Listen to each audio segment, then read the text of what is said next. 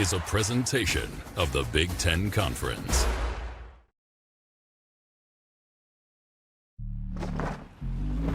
You won a game in the Big Ten in November in the Midwest. And here come the Nittany Lions. Touchdown, Penn State. The Nittany Lions score.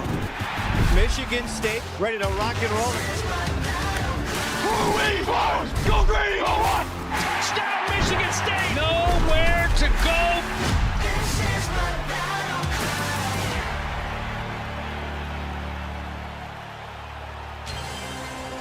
You look in on Spartan Stadium in East Lansing, Michigan.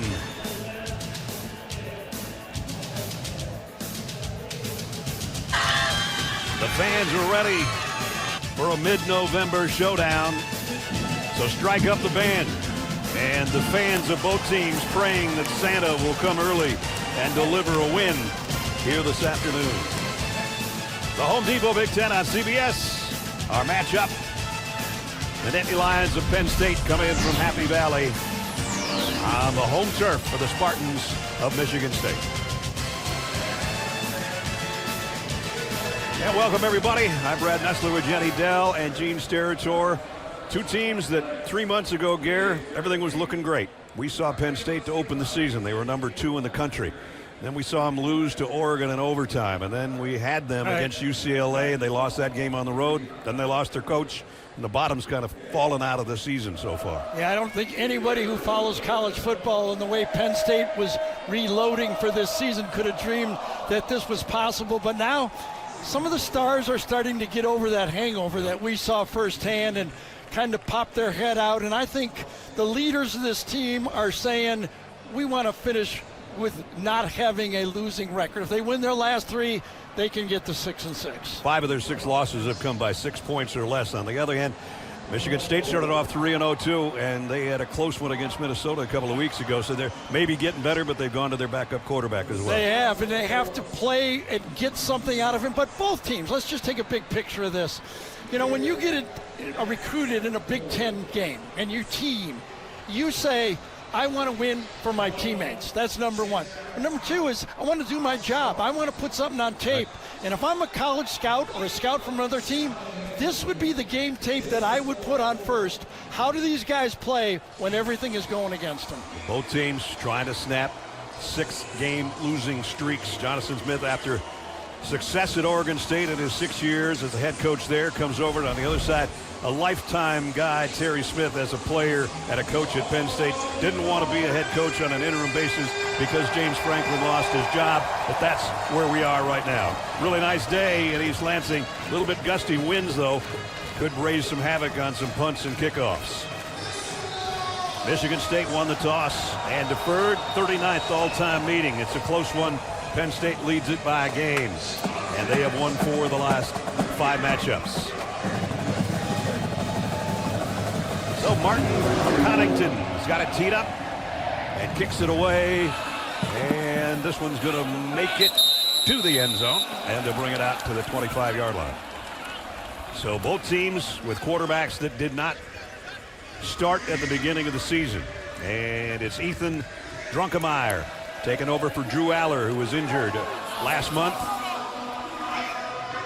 And he seems to have improved with his previous 3 outings. We'll see how he does today. Yeah, no doubt his best game was against Indiana, bringing his football team back.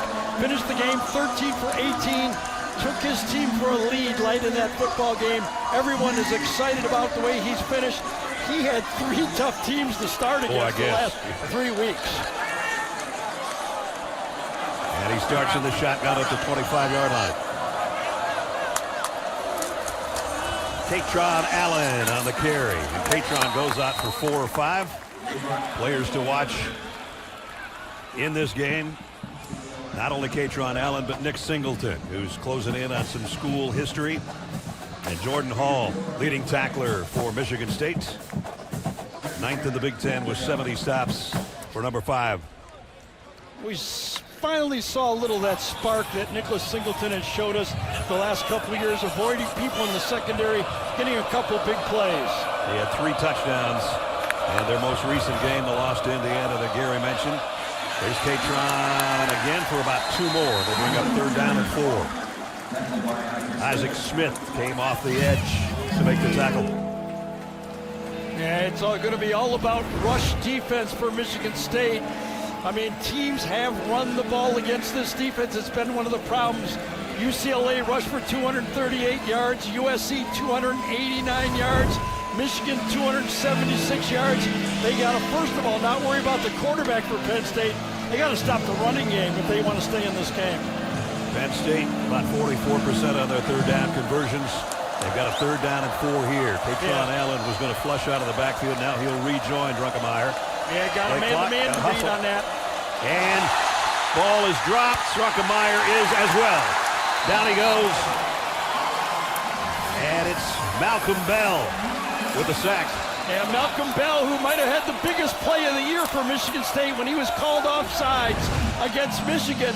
This time he comes off the edge and a mishandled perfect snap on the play. It was keyed man-to-man all the way. So I think Druckenmeier was thinking, I got to get rid of this fast. He knew he was outnumbered.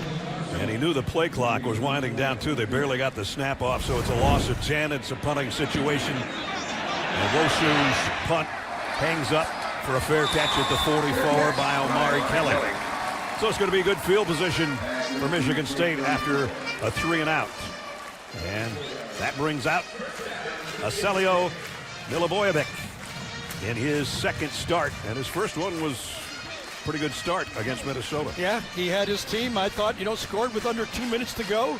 Could have won that game at Minnesota, a feisty game. PJ wanted to win that one after the week before, so that was an impressive outing for Alessio. Elijah Toliver, the setback.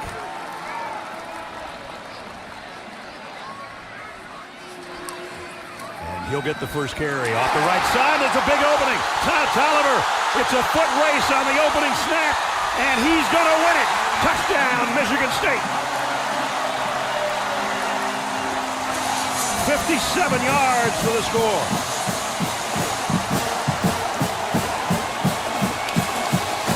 That offensive line that's had so many different lineups, so many injured players, finished off running the ball pretty well, but look how they block on this play. Clear that off, tackle play, get to the 2nd level. DeLuca gets blocked. Great combo block by Michigan State, and all of a sudden, Toliver, who only had 92 yards coming into that game a week ago, rushed for 127, starts out strong again. What a way to start offensively for the Spartans at home. It took all of 9 seconds for Toliver to go 57 for the touchdown. His 2nd rushing touchdown of the year and his biggest. Coach says that's the way we wanted to start the game. The holidays are all about togetherness, which is why When we're finished here today. Got that eerie feeling. We did that UCLA Penn State game. When UCLA's opening drive, they scored and they went onside kick. Remember Nico threw the touchdown pass? It wasn't quite as shocking as that first play, though. Exactly. Connaughton's kick. This one is returnable by Nick Singleton from the 4-yard line. And Nick got to the 25 before he's put down. Well, a great start, 7-0 for Michigan State. Kind of a rough week, though, Jenny Dell. Yeah, Brad, Michigan State made headlines this week for something that happened before Jonathan Smith even arrived. The NCAA handed out a 3-year probation, ruling that their former head coach, Mel Tucker, quote, failed to adequately monitor his program after 3 ineligible players participated. So as a result, the Spartans will vacate 14 wins from 2022 to 2024 and face monetary fines. Michigan State, they accepted the penalties to protect the current roster. Coach Smith told me that he addressed it briefly and made it clear, guys, none of that affects this team. Thanks, Jenny. So tough week for sure. Here's Druckenmeier out to Catron Allen. And Catron got it to the 30, picked up the 5. Jordan Hall, the linebacker we said to keep an eye on, made the tackle. Every throw and every time Ethan Druckenmeier has the ball, he's pretty aggressive running the ball too. But just think about this with Drew Aller obviously out. The backup quarterback for Penn State is also out. Jackson Smolik The backup quarterback is going to be Liam Clifford, wide receiver. They don't want to get to that point, but he's gotten snaps this week just in case. He's Drunkemeyer on the throw, and it's complete. And his first down tossed to Trevor Pena, who had a good game in his last outing, close to 100 yards receiving. And he's got a first down here. There's Drew. Still charting plays. Got the earpiece in, keeping up with every snap. He's been at every practice, the coaches told us. And just trying to help in any way he can. But that's the problem right there.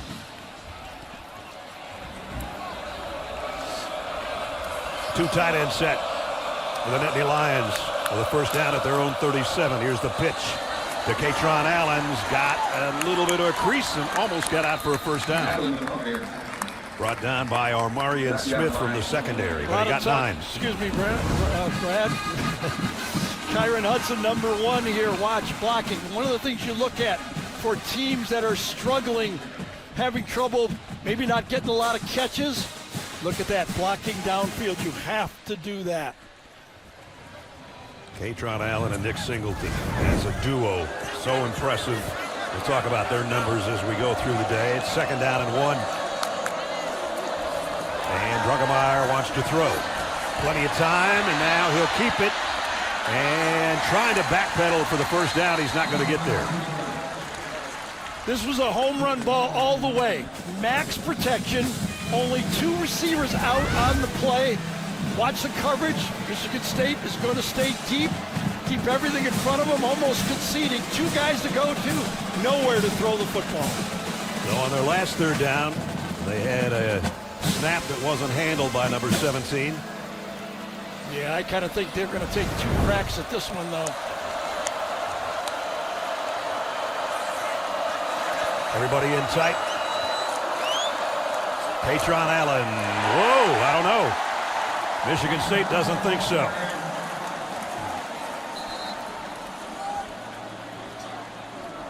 It seems short looking at it, but it seems like they got a decent spot.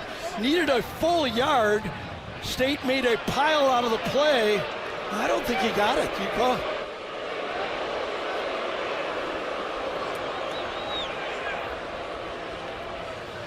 Cam Williams was the first guy to meet him. Oh, they gave it to him. No, they did. Okay, first down. I thought it was closer than that. Maybe worth another look. At any rate, Penn State's got the first down out at the 47-yard line. Nick Singleton now the tailback in the pistol set. Reynolds, the tight end, will join the backfield as a blocker. They come the other way, though, and Singleton goes for about 5. One of the staples of Andy Kolonicki's, the offensive coordinator's offense, is on-balance line. That time, the 2 receivers, one of them was covered. It was really an overload to the wide side of the field. Andy calling those different formations, and when we talked to Joe Rossi, he said, we got a bucket for all of that stuff. There's 5 of them, and when they go crazy, we go simple. Sometimes that's the best way to go. A lot of smoke and mirrors with motions from Penn State. Everybody's set right here, though. And it's Singleton. Nick for about 4. Here's Ethan Drunkemeyer, number 7 quarterback in the class of 2024. Starting quarterback after Drew got hurt. 0-3 coming in as a starter, but he's got his team in Michigan State territory here. Singleton, he only got about a yard. Jalen Satchel was the first guy to get there. He sure did. Coming from the backside, number 93 came right down the line of scrimmage. Exactly the way you're supposed to do it. Fight through, keep fighting to the inside, go flat, anticipate that ball clear, little help, make the play from the backside, and he did it. Now the Nittany Lions are going to bring in an extra lineman here. On 4th down, and they need 2.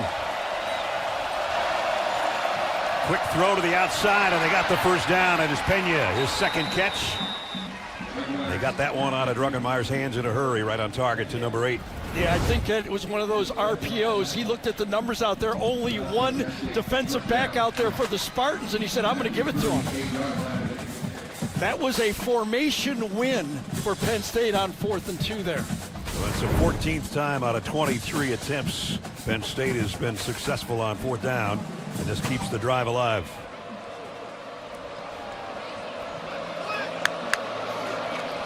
They fake it to Katron Allen. Drunkenmeyer zips it down the middle. Wide open is Pena again. And he's got it inside the 15. Yeah, he could have picked either one on this one, Ness. Throw in the post could have been a touchdown, and the square in was a nice completion. Nice formation, a little motion. Fools the Spartans on the play. Could have gone for the big one. Trevor got 25, and now Katron Allen goes for 4 more. Yeah, let me rephrase. Could have gone for a bigger one. 25 is pretty good. Exactly. Terry Smith liking what he sees right now from his offense. Yeah, Drunkenmeyer had 6 completions versus IU for plus 20 yards, and that really matched the total for the previous 5 games. That's how good he was throwing downfield against Indiana. That's what all the Penn State fans have been screaming for. Yeah. Let's throw it down the field. Let's throw it down the field. They always do that until you throw one of those picks in the middle, and they go, run the ball, That's run right. the ball. We're Penn State. 2nd down and 5. Nittany Lions can get a first down at the 3-yard line. And it's the Wild Lion, and it's Katron Allen for the touchdown.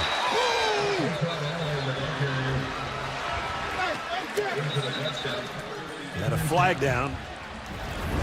Watch Ioane, number 71, come out here and get the kick out block. That's the key one. Rolls him inside, and Katron follows him right behind Ioane's block. Referee is Cole Kneppel.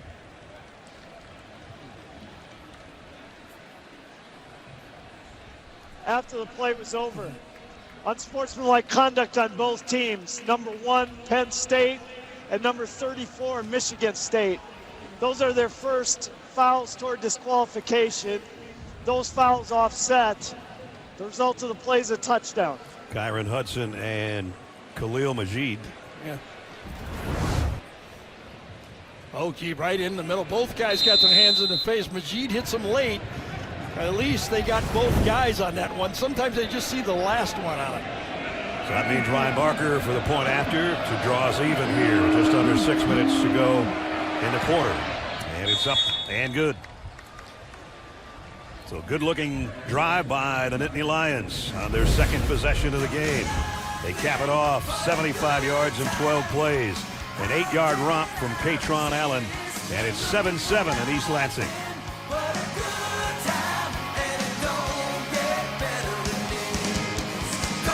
Cam. This game just got a lot more interesting. Sheila? Mom?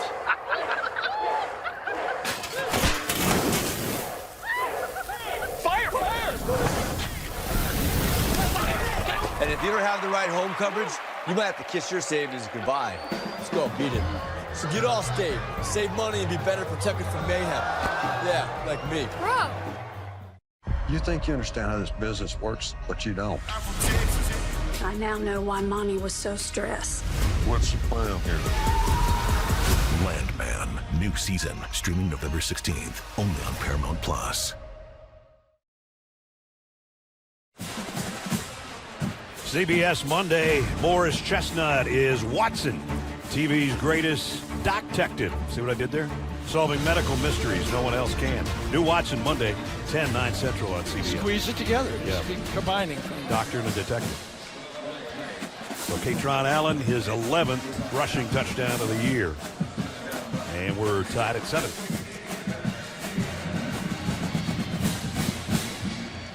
Gabriel Wosu's got it teed up for the Nittany Lions. Back deep, Krishan McCray and Elijah Tolliver, who has the Michigan State touchdown.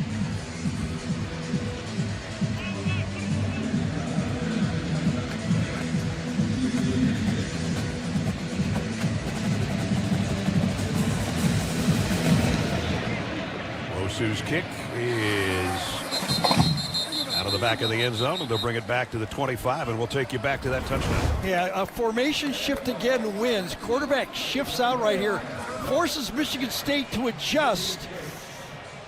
The adjustments doesn't go. Malik Spencer goes to the second level. He doesn't really see it, not used to playing that spot with the shift, with the quarterback in the wrong spot. Well-designed play by offensive coordinator Andy Koldenicki.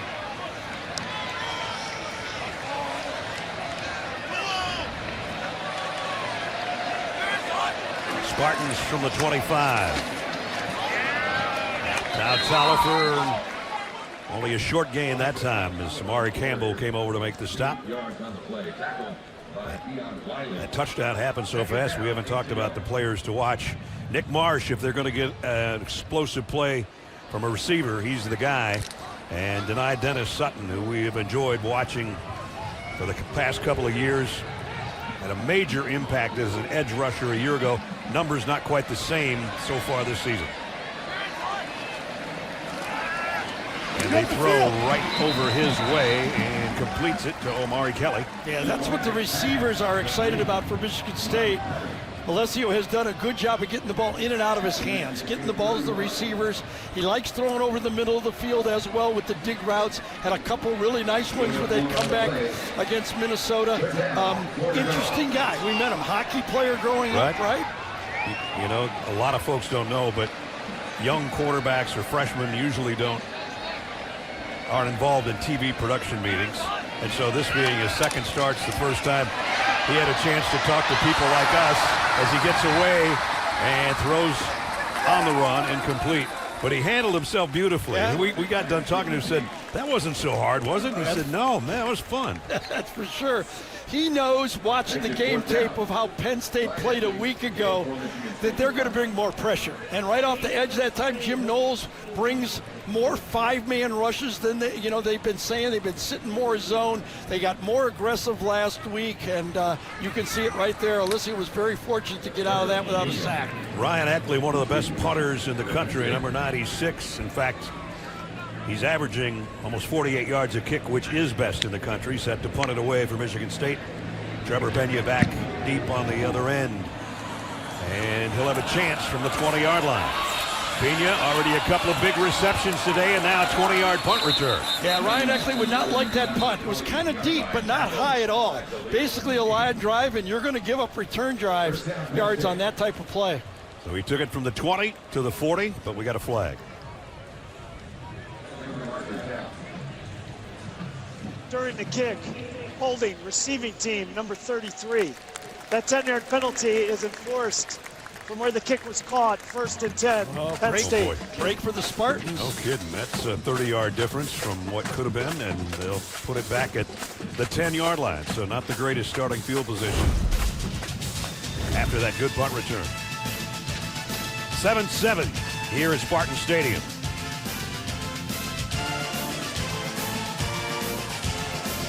First place in the Mountain West on the line in that one tonight. Now that was a big penalty. It would have been at the 40-yard line. It's back around the 11. Yeah, right here at the 33, you can see it. He grabs him, then he takes him down.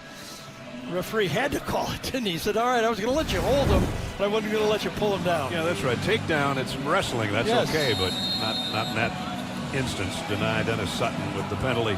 So they're inside the 11 to start after their second possession went 75 yards for a touchdown. And Nick Singleton's going to take another direct snap. Worked for a touchdown last time, worked for about 4 yards in that instance. Let's check in with Jenny. We saw Drew Aller on the sideline earlier. I spoke with him pregame. He's still recovering from that lower leg injury he suffered on October 11th. He had surgery with Dr. Andrews, who told me he's pain-free now, starting to walk around a little bit. He expects to be fully cleared by January. Aller said that this stretch has actually allowed him to see the game differently from the sideline. As a freshman, he was always one play away from going in. Now he's getting more coach's perspective while helping Ethan out there. The two actually been training together since high school. He said it's been great to see Ethan's progression, and he's happy to help in any way he can, guys. That's the kind of guy Drew is. Both Katron Allen and Nick Singleton in the backfield. The pass is thrown incomplete away. Nick Singleton was the closest guy. Drunkemeyer just got rid of it. Yeah, good job by that defensive line for Michigan State that time. Was it Simmons, number 99, or was it 98 that made the play? Was it Dunnigan? Dunnigan makes the play. He reads the play. It's going to be a short pass, and he reads it, takes it away. or that was nowhere to throw the football. That's Ethan's first incompletion. Brings up 3rd down and 7.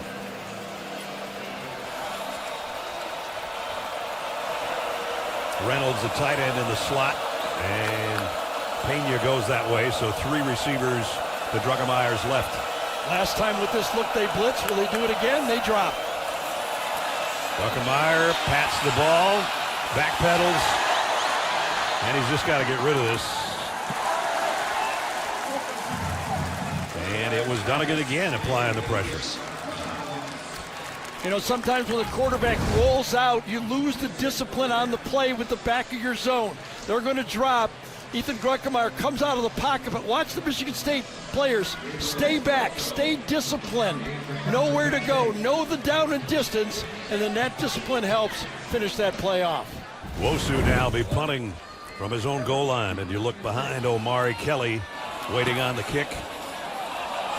And he comes up on it at the 47. Kelly made a couple of guys miss and got it to the 45-yard line. So great field position. And Wosu, the punter, is down at the 2-yard line for Penn State. Well, the heat got to the quarterback, forced to punt, and the punter down for Penn State. Yeah. Gabriel 6'6", 297. Don't you have the feeling if he was a small little punter, he might have got that call? Maybe. He did get contact. They called it off right away. You know, we should call Reggie Roby and find out if he thinks that was. That's right. The big He's Iowa okay. Guy. Shake it off, Gabe. Yeah, shake it off. So good starting field position after Kelly's return at the 45. A lot of it was the penalty. Like denied Dennis Sutton. Yeah. Produced that bad field position.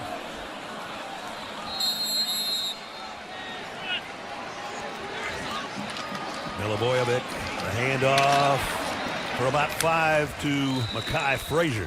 And a shot that time by Rustin Young in at left tackle in this game. His first start was against Indiana. Watch him right here do the job on the left side. Put the double tight ends his way. He reaches, pins it inside. 2 tight ends do their job, but the tackle had to do it first. 2nd down and 5. Milivojevic in the shotgun. Tight end in motion. They'll keep it on the ground. Frazier spinning and stretching out. It's going to be about 2 yards shy as Dominique DeLuca cut him down. Mekhi Frazier, who did not play against Minnesota a week ago after going for a career high of plus 100 yards against Michigan, looks healthy. Yep. So 3rd down and 2. This is an opportunity Michigan State doesn't want to waste after the punt and the return and starting in Nittany Lion territory. Yeah, I'd be running because I'd be thinking 4-down territory here. I agree. Frazier, a little hesitation, too much hesitation. He lost a yard. Nothing. Yeah, now you got to think throw. The way they're running the ball, the 1st and 2nd down, now it's stuffed up front by Penn State. Oh, yeah, just one inside that time against Caleb Carter. Gets the push inside by what? Xavier Gillum? Is that the one who got the push? Number 54. And that's 4th down and 3. When those defensive linemen change the line of scrimmage, they recreate it in the backfield. You push that lineman back, really hard for the backs to find the hole. Spartans 11 out of 23 on 4th down conversions. Penn State been very aggressive on these passing situations. Here they come again. 4th down and 3. Milivojevic hit as he throws. Ball is loose, and it's scooped up. I don't know if there's been a whistle, but heading all the way to the end zone is Elliott Washington. Now let's see if they're going to rule it a fumble or a pass. Well, they always call it a fumble, and they let the replay officials change it. Denied Dennis Sutton's the guy that got a hand on the arm of number 11. It is close, and I think it's denied Dennis Sutton coming around the edge that puts his hand. His arm was going forward, though, I think. Now, did the ball go forward? That's the next part of it. You look at one thing, arms going forward, ball going forward. He was behind the line when he throws it. The ruling on the field is an incomplete forward pass. And where does it land? That's the next thing they have to look. I think the ball was in his hand. And let's see if it went forward on the play.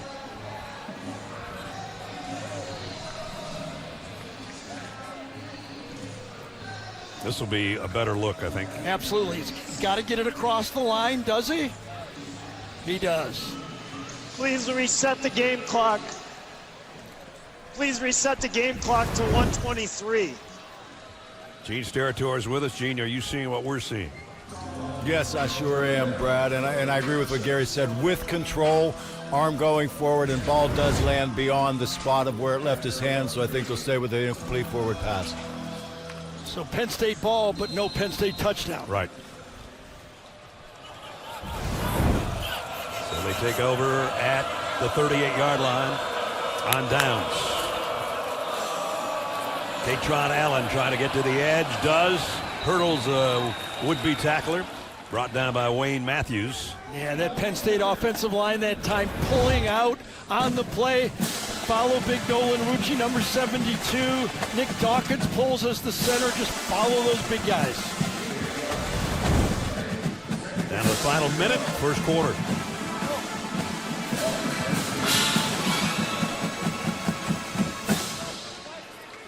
Michigan State 66 yards on the ground, but 57 of that was on the first offensive snap of the ball game for him. Nick Singleton also in the lineup. He's set up as a receiver to the left. Katron Allen straight ahead. First down, Penn State. Yeah, number 71. Ngawanye that time again comes across. He's the most physical lineman that Penn State has. They use him. They like to pull him. Sometimes they set him out in the formation. He comes across, kicks out, run right behind him. Thought maybe Penn State would just let the quarter run out, but they're set for a play, I guess, with 10 seconds to go. They might be. And now they will let it run out. It's not a big change here. 2-yard change from the 49 one way to the 49 another way. That's a short walk. Yeah, it is a short walk. Their longer walk's just going to be to go to the sideline and talk to the coach. End of one in East Lansing. Spartans and the Nittany Lions looking to snap losing streaks, and we're even at the end of the first quarter. On a two-timing Fansville. It's going to be a long football game. Not really pleased with that opportunity there offensively. Great field position, 4 downs to go get more. We get stops, and we got to bow back up defensively here.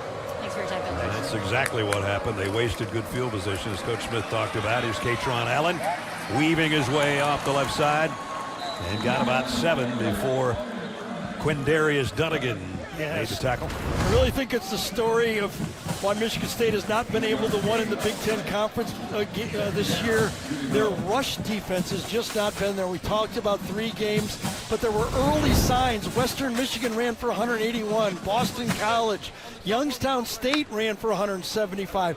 Early signs that the rush defense was not typical Spartan rush defense. They give up 144 a game.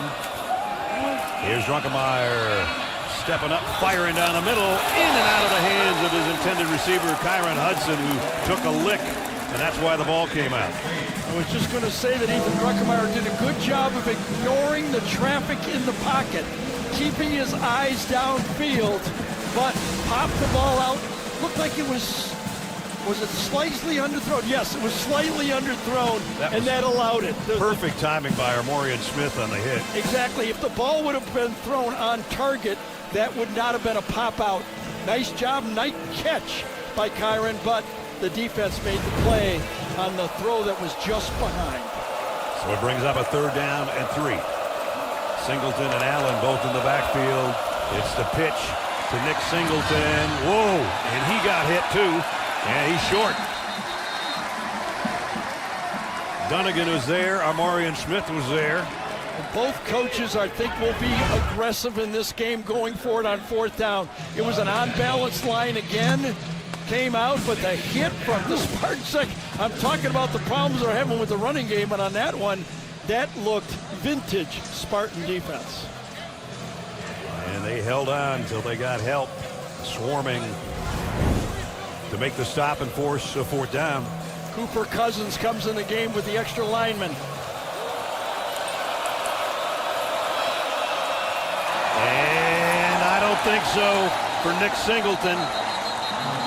He had both hands wrapped around the ball. Had he stretched it out, I think he might have gotten it. I don't think he did either. Coach Smith thinks he did. I don't think so.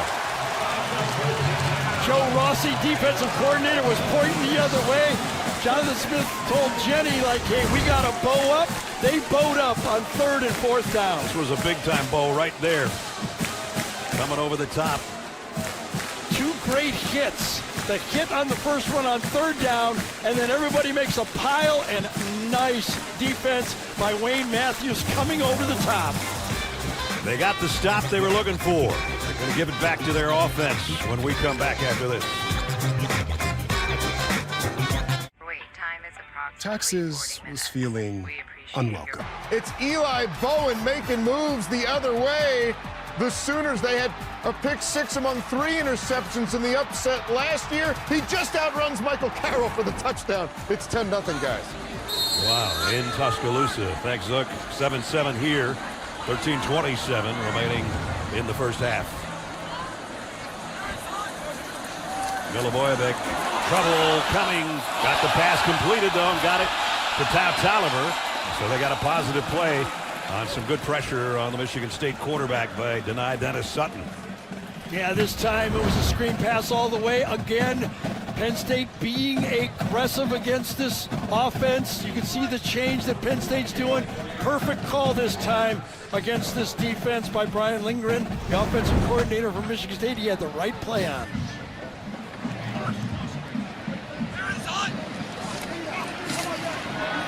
This throw to the wide side. Oh, nice play.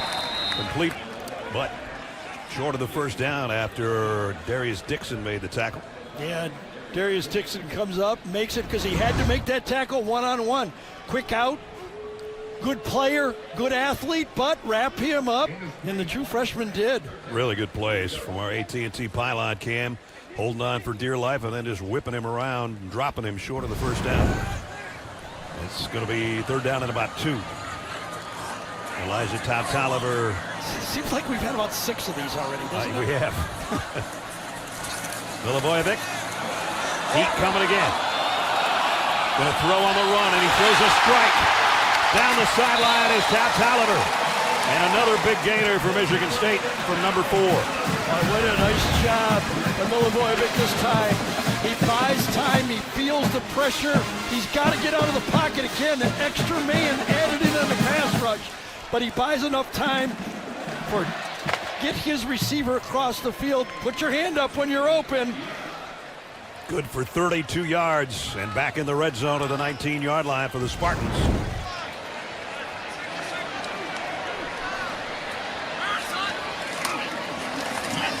Now Taliver, big opening up the middle. And he's got 11 more. It's amazing the impact that Taliver's had.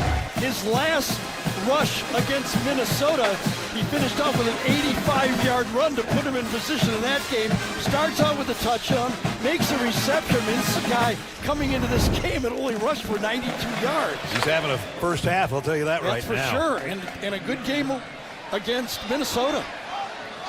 And now Lakai Frazier's going to give him a breather. 1st and goal. Spartans just inside the Penn State 9-yard line.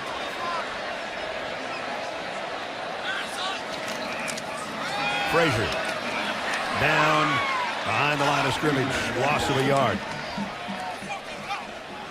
And it was Keon Wiley, the linebacker. Here's what Gary was talking about last game against the Gophers. Before that, not much. I know. And today he's ripping things off both as a receiver and a runner. Yeah. Nice job. Good linebacker defense that time by that Penn State defense. Wiley reads his steps around, plays football, just doesn't run into the pile, finds the ball carrier and makes the wrap up.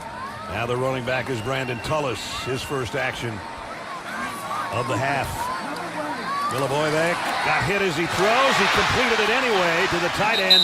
He's out of bounds at about the 4, and that's Michael Masunis. I'll tell you, Jim Knowles has said, I am not sitting in zone. This team plays better when we attack. That's what I've learned about him. 7-man rush, and Milivojevic does a great job of knowing exactly how long he can wait. He's a cool customer. He sure is. I mean, to talk to you, on his first. In there. Nestler had the hat on. He held his own. He did. He owned the room. 3rd down and goal, just inside the 4. Yeah, a late substitution by Michigan State, so Penn State trots on as slow as they can. Yep, forces a timeout. Good use of the substitution. The officials have to watch it, though. You have to make sure that you're not trying to draw a penalty. Michigan State substitutes late, so look how slow they come out. And what it does when you do that, come on the field slow, it takes your shift in motion away from you. Tonight, Dennis Sutton just strolling out there.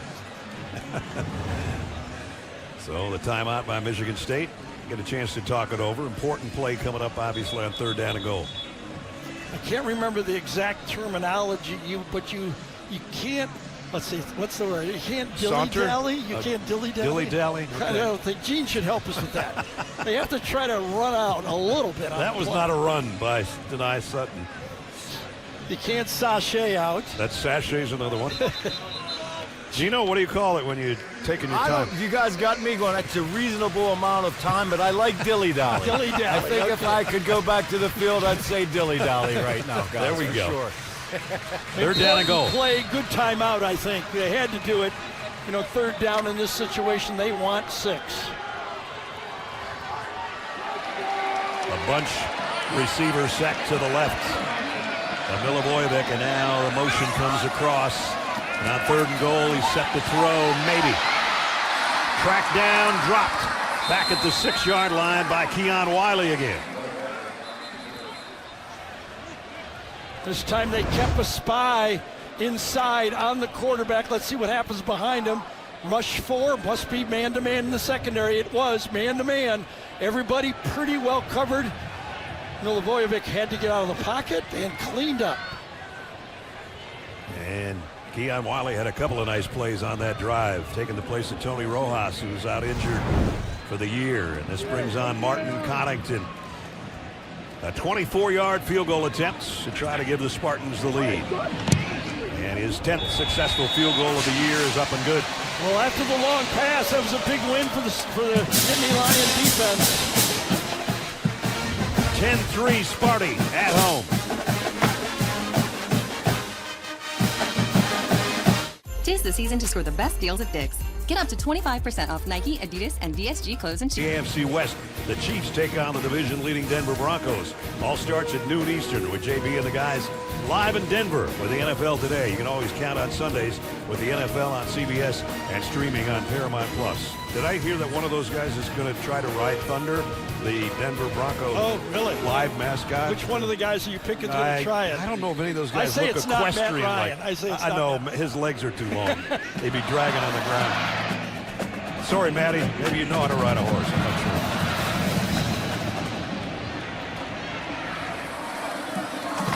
And Penn State will bring it out to the 25-yard line. And you look at all the head coaches that have lost their jobs, including James Franklin of Penn State. 13 head coaches fired. And with that, it's time for Working on a Win presented by Home Depot. Question is, do you hire a top-ranked assistant, or do you hire a big name and notable active head coaches in their career records? You can go one way or the other, but those guys have panned out pretty well. Yep, those guys were all assistants hired to find the right guy, the right spot. There's no sure formula, that's for sure. Sometimes you get lucky and sometimes you don't.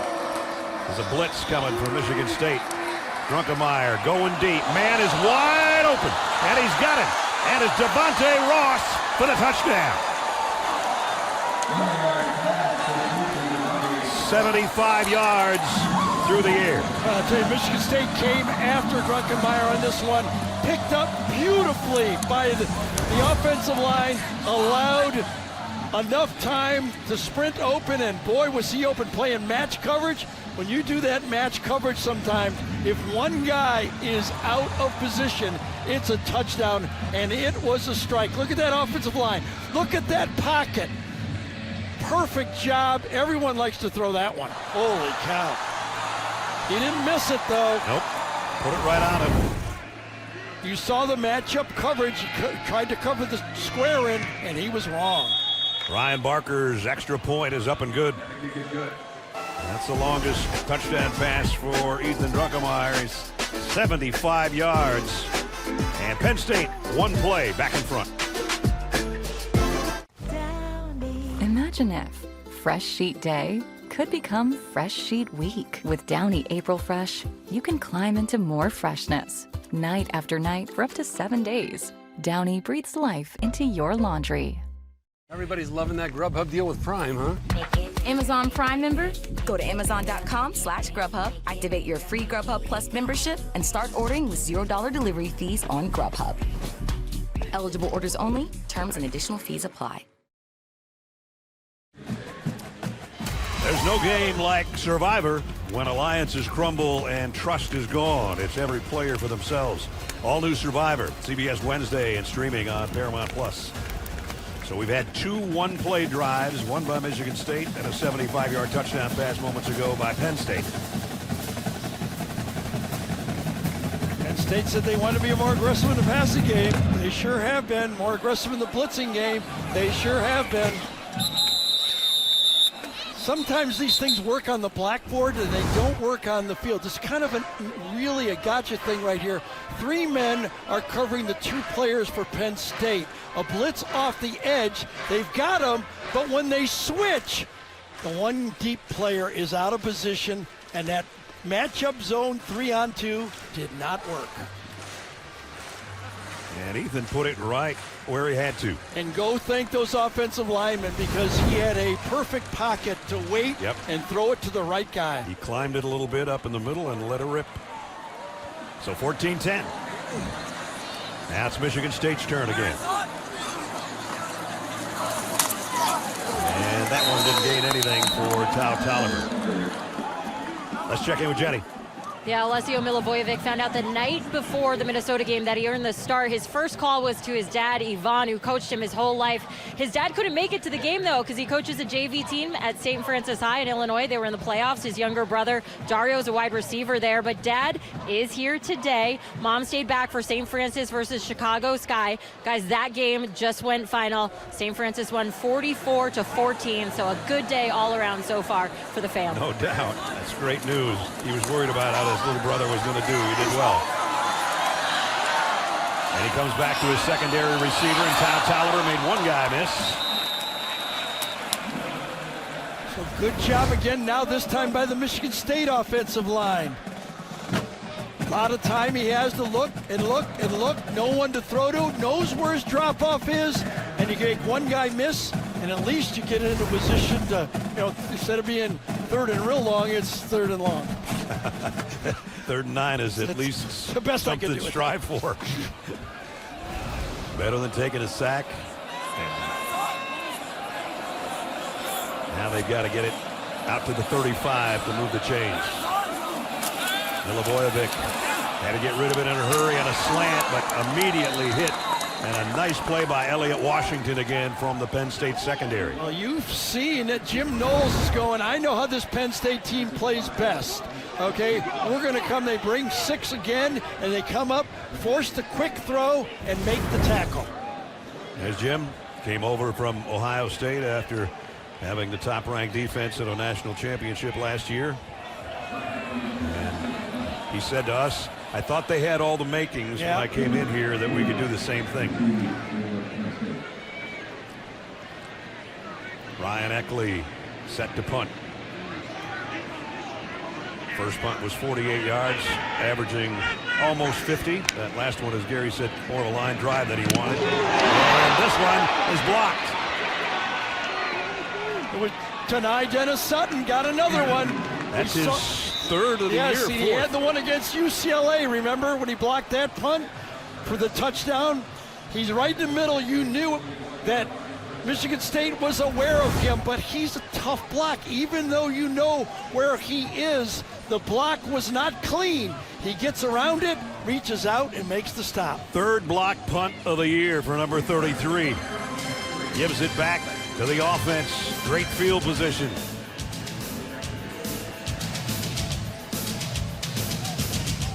by the Tide. John Mateer taking on every Alabama defender for the 20-yard touchdown. The Tide's 17-game home winning streak is on the line as the Sooners try to beat the Tide for the second straight year, guys. So another top 5 team in some trouble. A&M survived. Some guys just have a knack for doing this. Deni Dennis Sutton's one of them. Yeah, he really faked out Kyrios that time, number 88, the down-the-line tight end. That's a pass rush he puts on, and then he puts a hit on. You wonder, is that the special teams coach? I would hope it is, because if it is, Chad Witt had a good block on that one.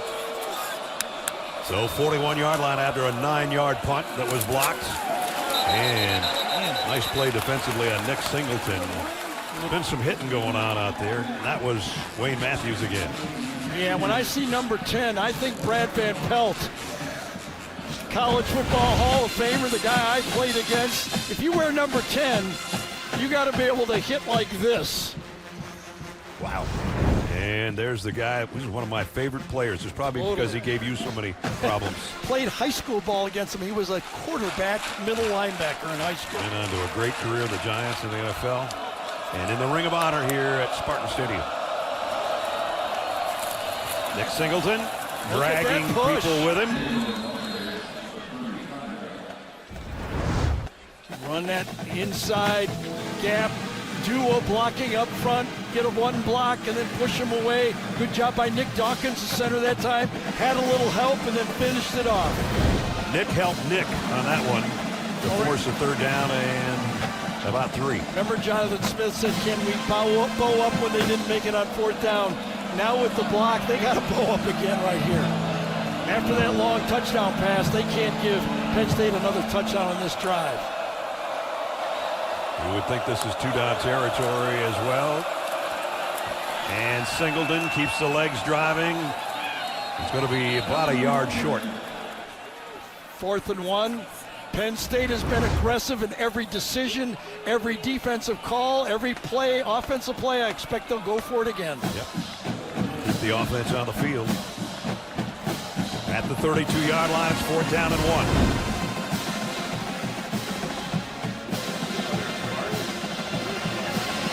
Fourth down, 1 to go. Extra tight ends in. Katron Allen, number 13, is the tailback. But they're going to be in the shotgun. And now we got a whistle and a timeout. Timeout. Michigan State, second charge. I think that formation surprised Michigan State. They had almost their goal line defense in there. 3 tight ends on the field. I think they wanted another look.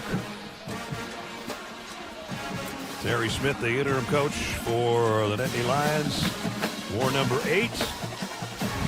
Don't let his size fool you. That's the first line. He's the guy, the first Joe Paterno wide receiver to catch over 50 passes in a season. And you saw one of those on one of your first games broadcast. Cover him 1990, 36 years ago. He caught a touchdown pass against Notre Dame when Penn State upset Notre Dame. And Lou Holtz, Joe Paterno, the head coach, against Lou Holtz. Good football game. Remember, Tony Sacca had a big game in that one. You said he had to. Yeah, he had in to the do pregame. it. I watched that. You watched that game. I listened to everything you say. Got it. Well, not everything. 4th down and a yard. The same formation. And they get the first down with Katron Allen. Boy, he had a head of steam that time. Katron Allen going inside on this play. Oh, and I'll tell you who had a shot at him that time, Jordan Hall. Yep. His teammate at IMG, he had a shot at him. Katron Allen and Jordan Hall both played the same high school. He's got a shot, and Katron wins. I said, what you say the first time you hit Katron? He said, I don't talk that much on the field. I'm usually in a good mood, but he said, we did play a lot of Monopoly against each other at IMG. Well, that time the dice went towards Katron on that one. Yep. Drunkemeyer comes back to Katron, who got a block on the outside, and he got it to the 25. It was the same play that earlier in the game, the defensive end, Dunnigan, went with the running back. Last time he dropped. This time he doesn't read it as well. got the two-man route outside, then you got the drop-off. If nothing's there, good read, good play, positive play. Darius Snow made the tackle, but he did pick up 5. Second down and 5. And both Singleton and Allen, again, on the field together. Drunkemeyer going to flare it out, and he overshot Nick Singleton. Incomplete, 3rd down and 5. Yeah, Wayne Matthews was right there. I don't know if it would have picked up anything but maybe a completion. But I don't know if he would have gained any yards on the play. Let's see what defensive coordinator Joe Rossi has dialed up. He blitzed last time on 3rd down. Will he do it again? Again, 2 tight end set. Luke Reynolds and Khalil Dinkins. And it's Singleton in the backfield with Drunkemeyer. And 2 tight ends in the game.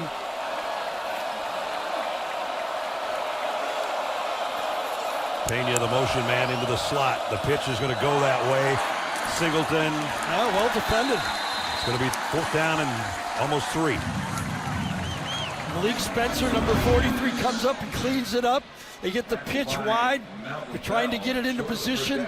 You got a tight end over there. Reynolds blocking to the outside. Receivers blocking. Good job to the outside by the corner by Malcolm Bell that time as well. There's Joe Rossi on the sideline. Spent most of his career in the booth. Came down. I think this would be too aggressive. If I'm Penn State, I'm going to take 3 points here. They can probably just wait and make a decision because the 2 minutes timeout is at hand. 4th down and 3 is what we're looking at. Terry Smith can think it over for a couple of minutes, and we'll find out what they choose to do.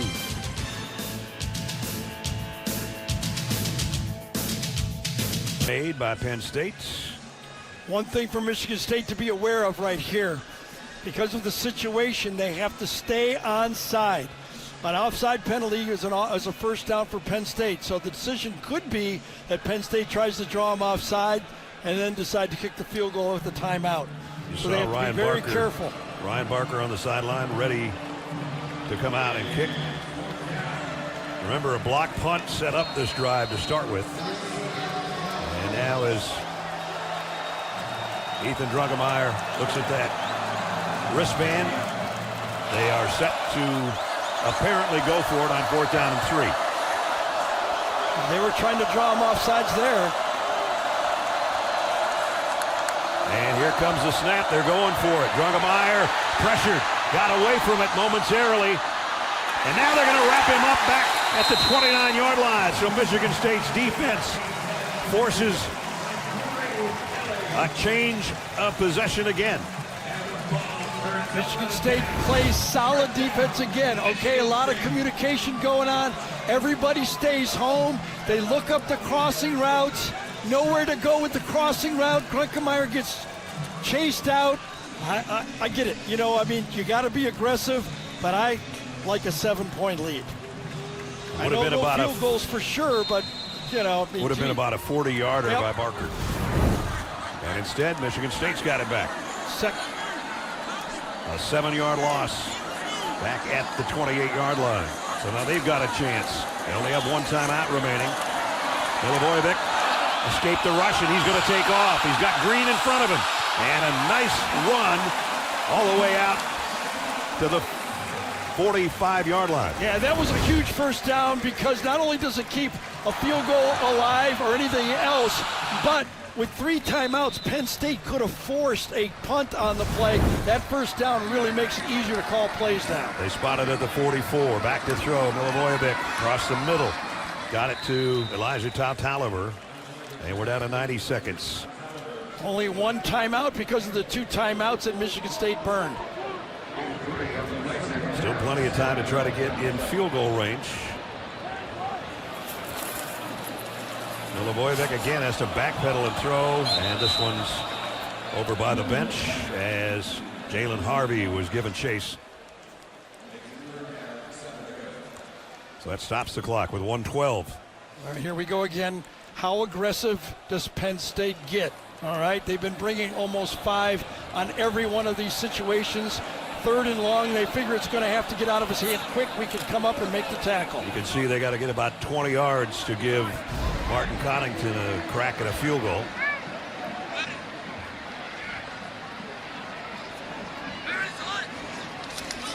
Milivojevic gonna heave it long, near side, nobody home, incomplete. Yeah, good stop by Penn State. The scramble was huge, though, because now the Spartans can punt and force a long drive by Penn State.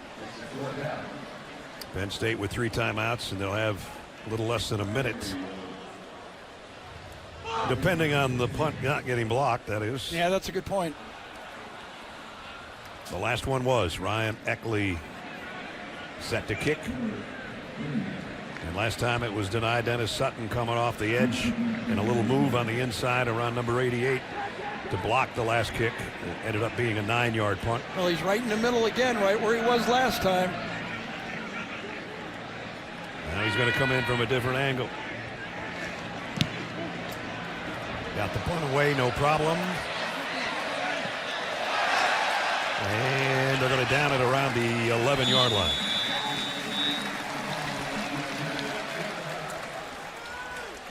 So 54 seconds and 3 timeouts with which to work. Coming up on the Geico Halftime Report, Adam, Aaron, Rick, and BJ catch you up on all the top action from around the country and decipher the college football implications as only they can do, because we can't. Yes. That's all coming up on the Geico Halftime Report. All right, so here's what you're going to do right now. You don't want to play, take a knee offense right here. You're looking maybe for a draw play, a screen pass, maybe you pop something. You don't want to be too aggressive and let a late turnover change the ball game.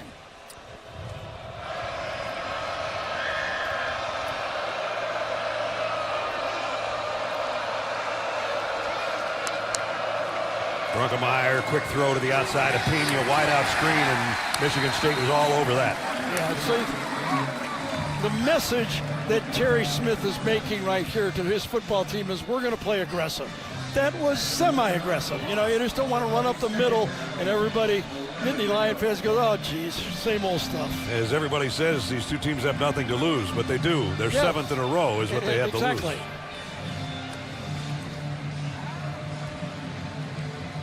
So the clock ticking down, 2nd down at 11. If they choose to just take one more snap, that'd be it for the half. Michigan State will get the ball to start the 3rd quarter.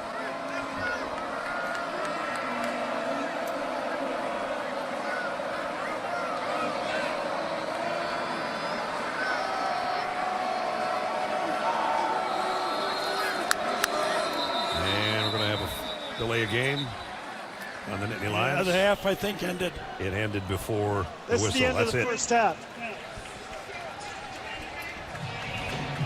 So, good game here in East Lansing. Penn State leading by 4. 2 big stops by the Michigan State defense. The offense only ran 22 plays in the first half, and they're still in the football game. On CBS, we head into the second half at Spartan Stadium in East Lansing, Michigan.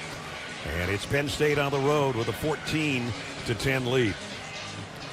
Back in the booth, Brad Nessler, Gary Danielson. We don't do a lot of games when teams are on losing streaks, let's put it that way, but playing hard and pretty good football game. Yeah, I think both squads, and I think their fan bases, these players have done themselves proud. It's not a perfect game, but there's stops, there's competitiveness, there's hard hits, great effort.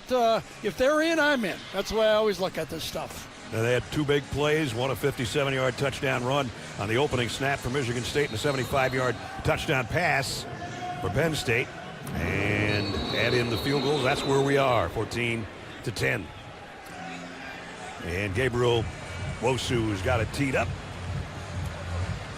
Alessio Milivojevic set to bring out the Spartans offensively here in the 3rd quarter.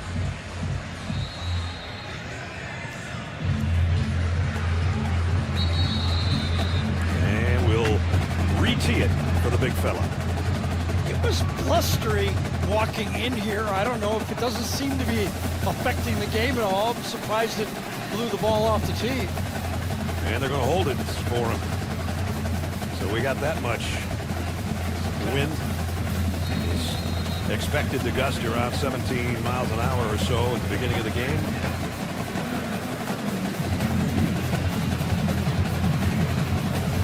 Christian McCray and Elijah Todd-Tolliver await this kickoff. And fair catch taken in the end zone. And moments ago, Jonathan Smith with Jenny Dell. Jenny? Coach, we have a tight game here. What areas do you want to clean up in the second half? Well, in all three phases, starting on punt, and the protection can't give them that kind of pressure on the punter. Offensively, third down, we got to be able to stay on the field to sustain some things. Defense has responded on fourth down, getting a couple of stops. So we got to clean up. We got to bust for a 75-yard touchdown. So clean up in all three phases. Thank you, Coach. Thanks. Yeah, neither team has done good on third down. 1 for 7 for Nittany Lions and 1 for 6 for the Spartans on third down. And the fourth downs haven't been any better. No.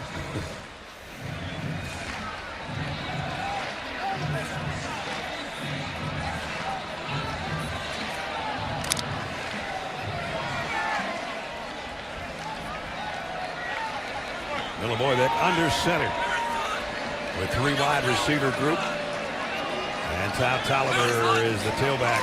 It's going to be an end around and a nice cut back by Omari Kelly. And that picks up maybe a first down. We've been looking at the first half stats, and Elijah Tolliver has 111 of their 149 yards. They needed to get someone on this board, so the Penn State defense has to zero in on somebody else. That's the 5th carry for Omari Kelly on the year.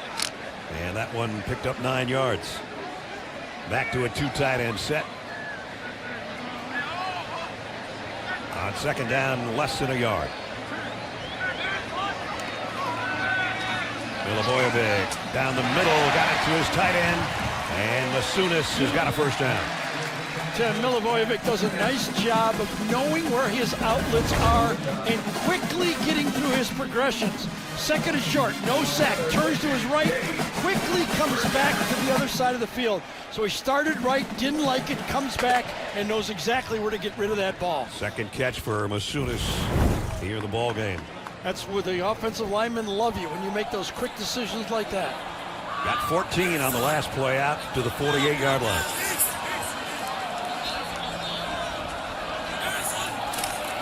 This is Brandon Tullis. And Tullis dives forward for close to 7.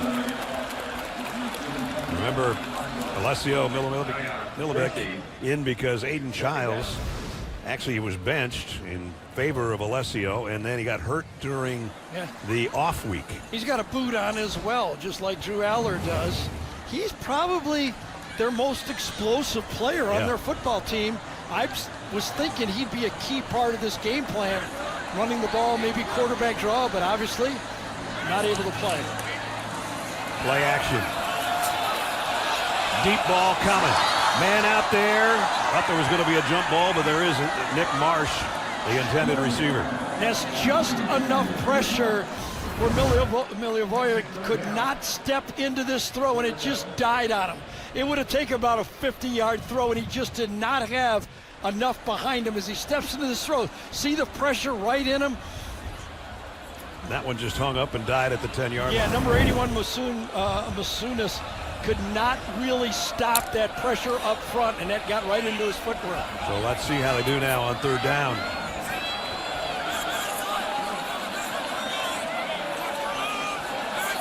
Here comes the blitz. Whoa. And the run blitz pays off. You could tell with that call they were thinking 4-down territory, and Penn State stuffed that they're going to have to punt here. Becky Wheatley came in.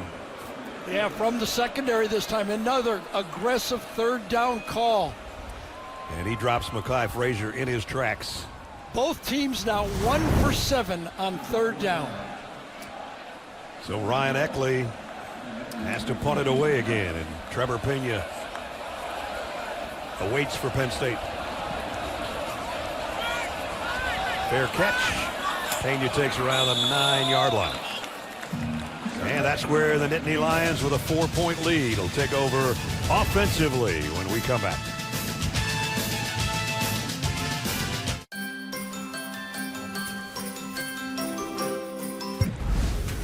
Playing during the heart of the civil rights movement in America, the Spartans claimed back-to-back national titles in 1965 and 1966. The 1965 team had 18 black players, including 9 from southern states, and claimed a share of the national title. The next season, the Spartans finished 9-0-1, tying Notre Dame in the final contest of the season, billed as the game of the century. Stars on those teams included 2-time All-American defensive end Bubba Smith, and Jimmy Ray, who in 1966 was the only black starting quarterback in major college football. Group that Duffy Doherty had around him. Baba Pisa was the fullback. George Webster was an All-American, went on to have a great career with the Oilers. Bubba Smith with the Colts, and Clinton Jones and Gene Washington both with the Minnesota Vikings. Pretty good group. Yes, for sure.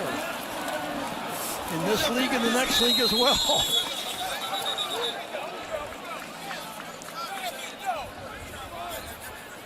Don't sleep on Baba Pisa either. He's one of my favorite players.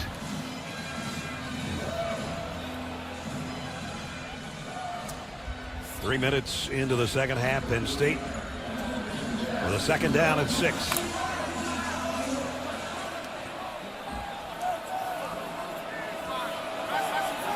Runkemeyer has a look. Dinkins, the tight end, comes in tight on the right side. They will keep it on the ground. Katron Allen just keeps driving. First down, Nittany Lions.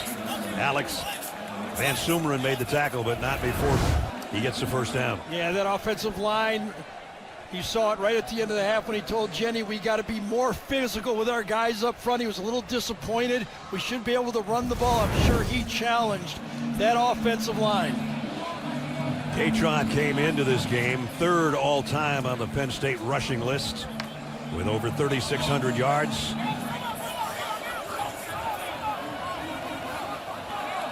And he's the tailback in the pistol behind Runkemeyer.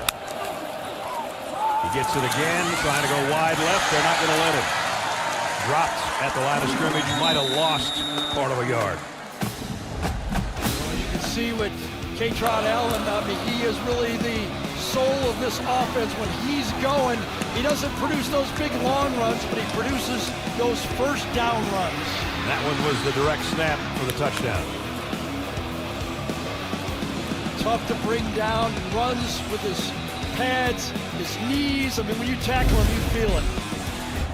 He and Nick Singleton had passed the great Lionel Mitchell and Franco Harris as far as a duo in their yards gain department, and keep moving up in the record books with 3 more weeks to play. Right down the seam, in and out of the hands of Luke Reynolds. What a play by Wayne Matthews, number 10 that time. Quick slant on the play. I think number 10, watch him come across and just get him. It was going to probably be dropped anyway, but you got to feel that he kind of felt that linebacker coming in as the ball was coming in. Perfect defense. That's how you play the quarterback's eyes. Of course, last year that would have been an automatic with Tyler Warren. We caught 105 balls. Both offenses, struggling in this game on third down. Third down and 10.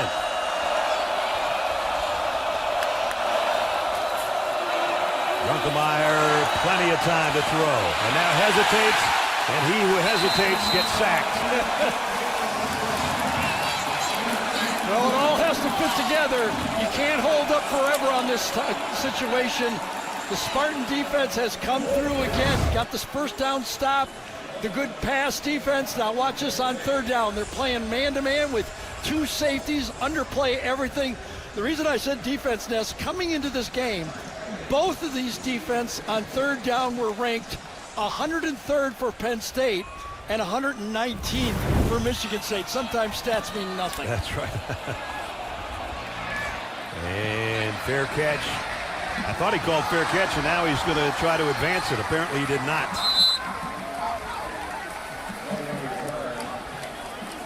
No flag. I thought he waved his hand, but maybe not. Maybe he just getting his balance. balance. Wasn't he?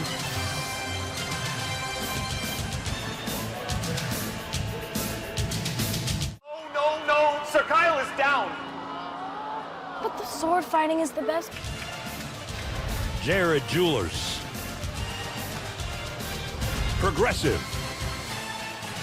And by T-Mobile. Yes, crazy kids. Well, it's a nice enough day that not having a shirt on, maybe in mid-April, mid-November, some other places. Now it's time for our Game Trends presented by State Farm. Tolliver, a 57-yard touchdown run on the first play from scrimmage. Longest play for Penn State this year. Runkemeyer on a 75-yard touchdown pass. Katron Allen continues to pile up touchdowns. Number 11 out of that direct snap earlier. And now it's Michigan State's turn. From the 22-yard line. And spinning and almost making a bigger play out of it was Elijah Tolliver, but Amari Campbell stopped him.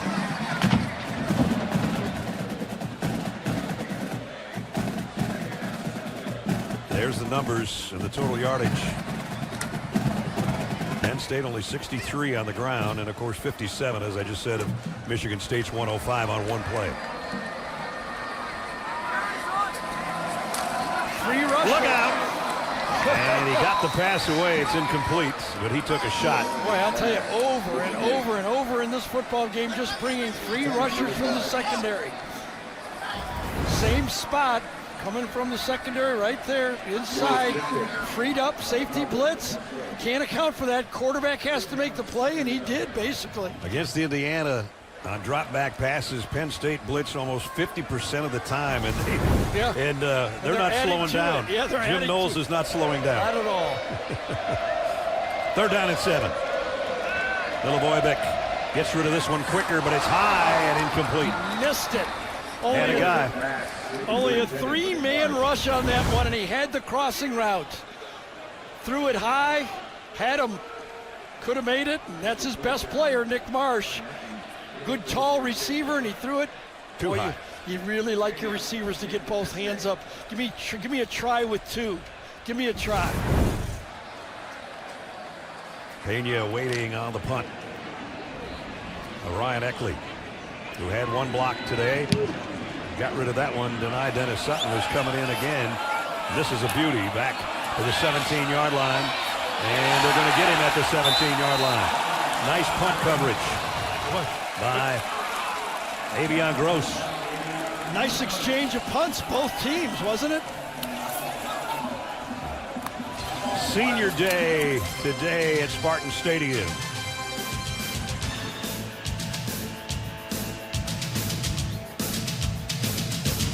One team takes home the crown at the MWSL Championship with our coverage starting at 7:30. That's all next Saturday on CBS and streaming on Paramount Plus. So we'll be right in the middle of a soccer sandwich with our football game next Saturday on CBS and Paramount Plus. You mentioned the big play that Michigan State had. The real story here, without the 75-yard pass, the other 38 plays, Penn State is averaging less than 3 yards per play. Wow. Nick Singleton, the tailback. Druckenmeier off of play action, wanting to throw, has plenty of time, and now running out of it and running with it. And he dives for about 5. His day today, well, let's take a look at what number 17's done, Gary. Yeah, remember the first quarter when I said they had a bigger play besides the big play, and there was a post open for a touchdown? Well, I think Andy Koldanicki saw the same thing, because it's the exact same play, the crossing route for the big play and the bigger play for the touchdown. And Ethan Druckenmeier put it right on there with great blocking on the play. So the first one was to Pena, and the second one was to Devontae Ross for the 75-yard touchdown.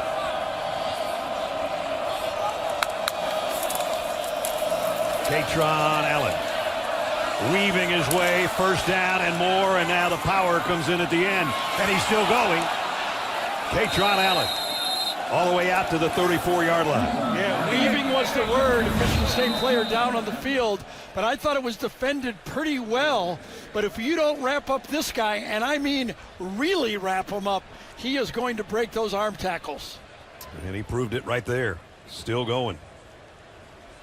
Pickup of 12.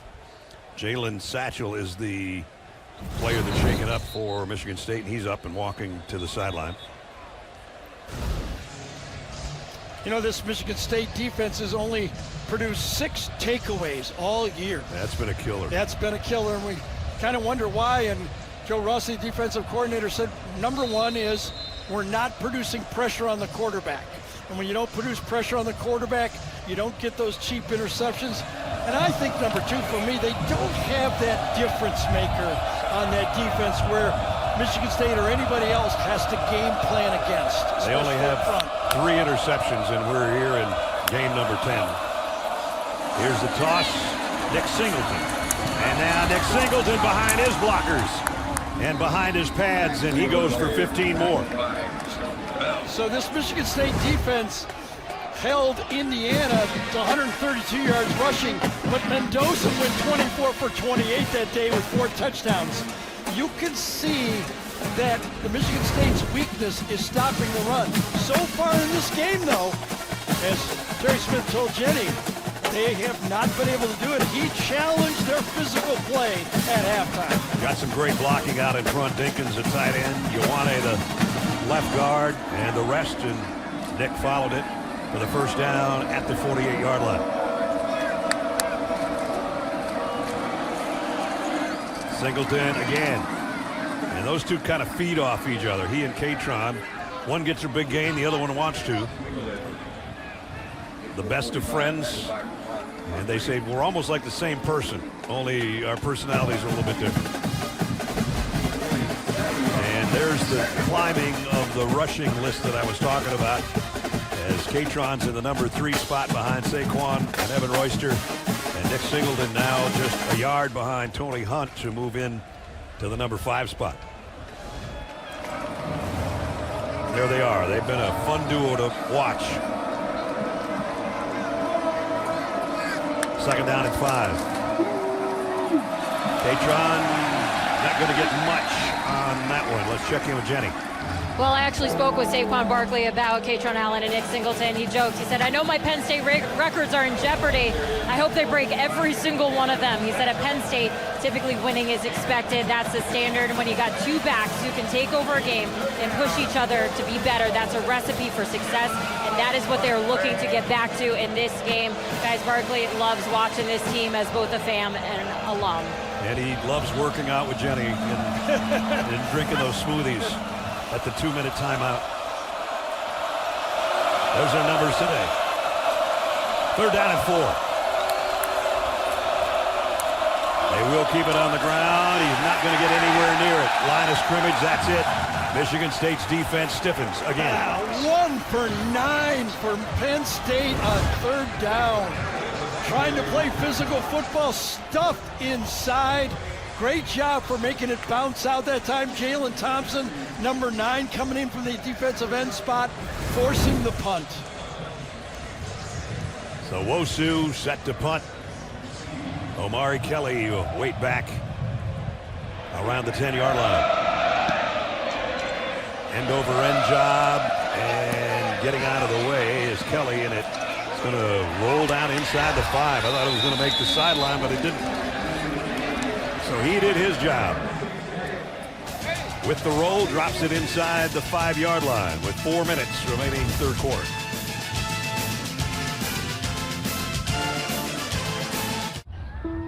Donald in for the score. They just scored again. It's 28-17 in the third quarter. And BC, they could beat them for the 4th straight time, guys. Boy, Brent Key won't like that. He played under Bill O'Brien when Bill was an assistant. Yeah. I thought Omari Kelly was trying to field this. He knew he was right about on the 10-yard line. He wanted and saved this ball. But his own player kind of flashed in front of him, and that put the ball down at bad bounce for Michigan State, but Penn State down to the 4-yard line. 6 extra yards at least. And a big 6. I think I'd try to go play action pass on first down. I think Penn State's going to be extremely aggressive, feeling they get a stop here. They got points. Milivojevic standing in his own end zone in the shotgun. And it's Frazier, and he gets them that breathing room back and then some. All the way out, got about a 9-yard gain.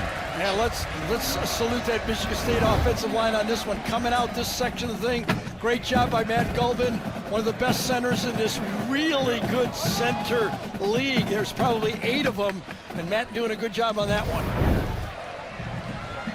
Matt came over from Wake Forest as a captain on this team. And we got Nick Dawkins on the other side, another good center for Penn State in the Big Ten. Second down in the yard. Frazier. And he's got the first down. Alessio Milivojevic's day. Let's take a look. And did a good job getting out of the pocket and making a play when it wasn't there. This is his athletic ability. Finds Tau Tolliver down the field, sets up a big play.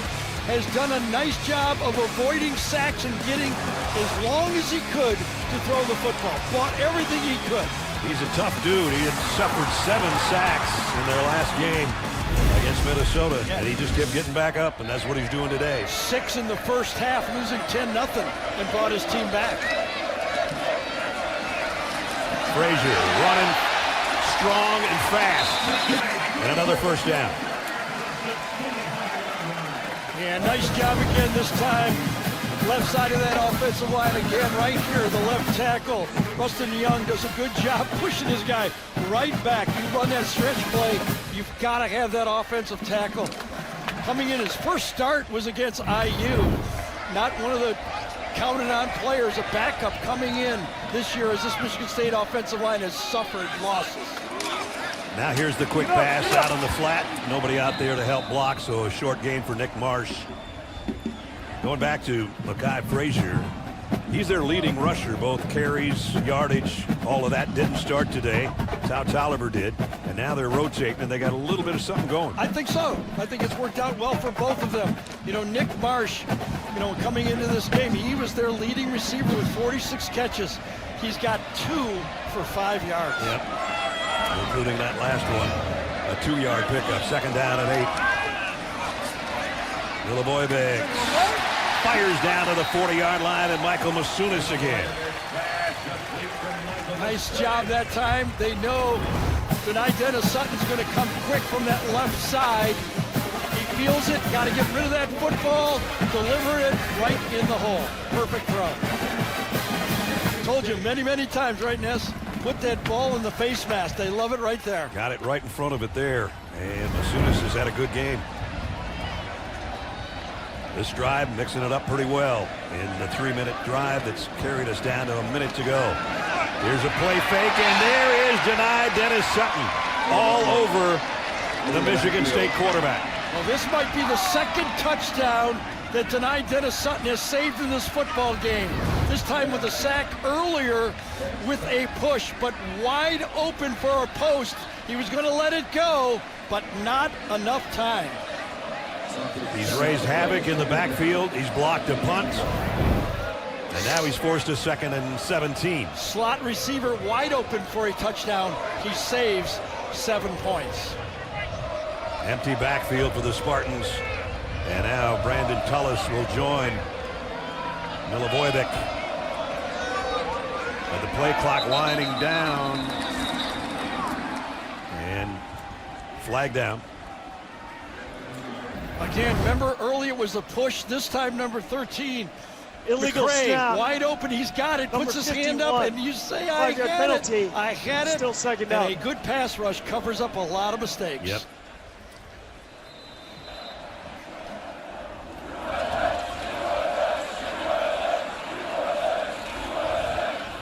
So now the final seconds tick off in this third quarter. Michigan State's just going to wait it out. That was their first penalty of the ball game. Yeah, only 2 all game.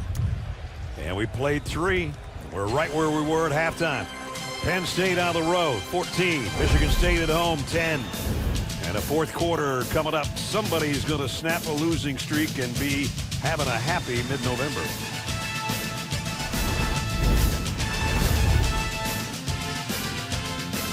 Penn State with a 4-point lead as we head into the final stanza. Just thinking about offensive coordinator Brian Lindgren calling a first down play action pass. He never thought he'd get a sack out of it on first down. Was an empty backfield for a moment. Now Tullis with Milivojevic. Low snap, handled it. Pressure coming. Here comes denied Dennis Sutton again. I tell you what, I think he likes playing when we're doing his games. I think so too. Now, coming into this game, he had a sack last week. Prior to that, Dennis Sutton went 6 games in a row without a sack. This time he does the spin move. 6 games in a row. His sack last week against IU was his first sack in the Big Ten this year, and he put 2 more on in this game. The reason I say that, we did the opener, and he was all over the field. Then we did the UCLA game, and he blocked a kick. Exactly. He blocked one here. He's got 2 sacks, maybe 2.5. Now on the ground, Michigan State playing it safe on a 3rd down and a mile. This thing time to turned punt. on the first down call. All right, play action pass. The only thing as a coordinator you're calling is if it's not there, 2nd and 10 is the worst I can deal with. The sack really changed the whole dynamic of that drive. There was a spattering of boos there as they ran the ball on, I don't know what the fans expected on Exactly. 3rd down and 30. Yeah, but with your backup quarterback too, right? Ryan Eckley's kick. Beauty. Yeah, he got all of that, baby. Back to the 20-yard line. And nice tackle on the special teams. Remember where Michigan State started this drive on the 4-yard line to put the ball on the 24. It's a successful drive. Yeah, he flipped the field with that one. On the other side, number 33, as he's done so many times the last 2 or 3 years, raising some havoc for the Nittany Lion defense. I checked Allstate first and saved hundreds on my car insurance.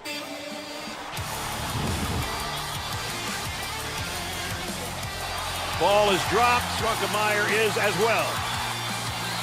It's a foot race on the opening snap, and he's going to win it. Direct snap to K-Tron. Touchdown, Penn State. Drunkemeyer going deep. Man is wide open. Tries to throw on the run, and he's hit down.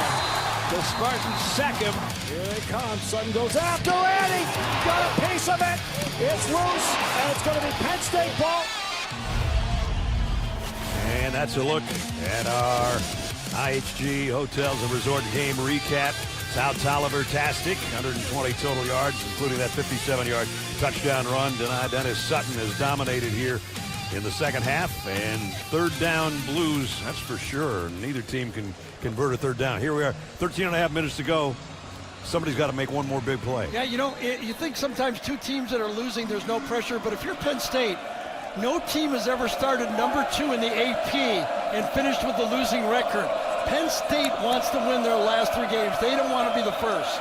Drunkemeyer going to scramble, and he's going to he's going to be close to the 1st down.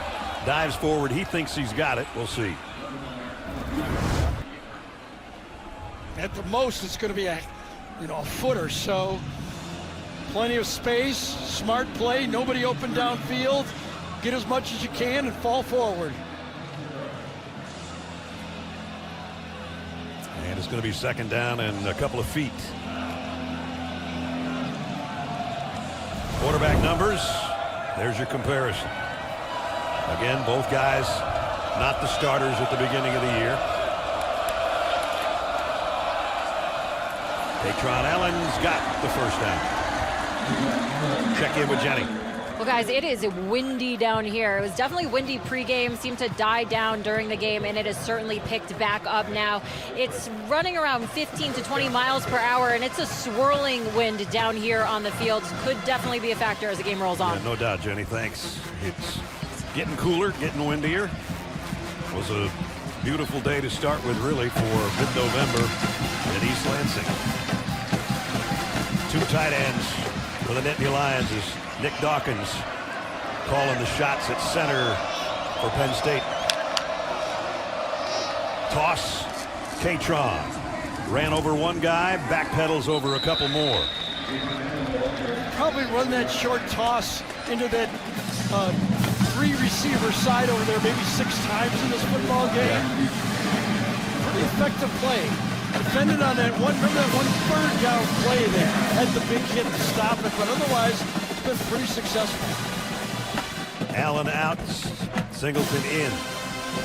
Number 13 leaves the field, and number 10 is there to slap hands with him as he joins the huddle. 2nd down at 4. Dinkins, the tight end, settles in on the left side. They run it straight up the middle. And backpedaling, and maybe a 1st down for Nick Singleton. Boy, those guys have kept their legs moving, whether they're going backwards or forwards today. Again, if you're a scout from another team, maybe in the portal a year from now, if you're an NFL scout looking at a particular guy to draft, and you turn on this game tape, you're going to say, all right, I can depend on this guy. There's not a guy out there today that I've seen loaf one play.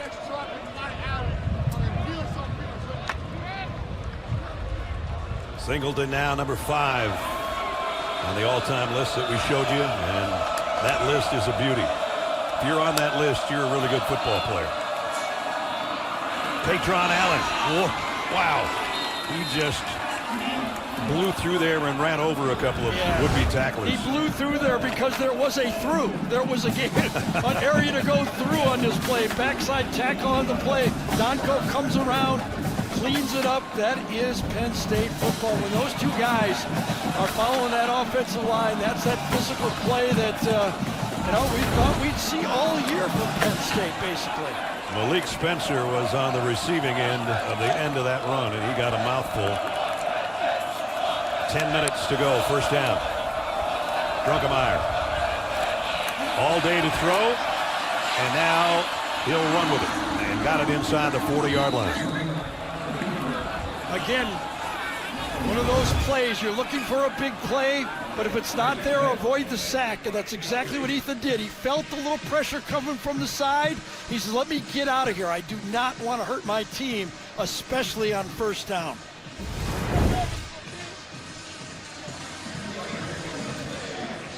Penn State has got it in Michigan State territory just inside the 40-yard line with 9.5 minutes to go. And it's been all running so far on this drive. And they've got the two good ones in there, Singleton and Katron Allen together. Who's going to get it? It's Katron Allen. And Katron Allen again taking guys with him, including Darius Snow, the linebacker.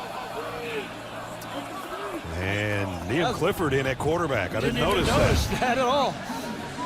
Got the two backs and Clifford. That produces the running plays that they used to run with Bo Prabula. The same look that they used to use. Out of the 52 plays for Penn State, Allen and Singleton has carried the ball 33 times. Liam Clifford, normally a wide receiver, and we were kidding around with Terry Smith, said, well, he could always talk to his brother Sean about playing quarterback because he was a hell of a quarterback for Penn State in his day. First down. Again, the toss to Singleton this time. That's at least 7. Same play over and over again. Why not, right? I mean, you get them outside and do it. The Clifford boys, right? There's Liam. He was number 82 when his brother was here. Now he's number 2. And Sean, the quarterback. 8 plays, 8 rushes. They called the pass play. Yeah, they called the pass. Wasn't there. Just let it go.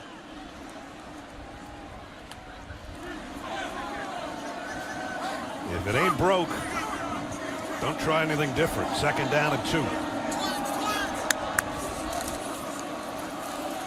Allen, little hesitation, then blasts his way for a first down. Wayne Matthews made the tackle, but not before he got about 6 more. Anthony Donko is moved over to right tackle. T.J. Shanahan is in there at the guard spot. He gets a stalemate. That's pretty good, getting a stalemate. He keeps following them and let those backs find the crease. And now they got 3 tight ends in there again, so it's probably going to be more of the same.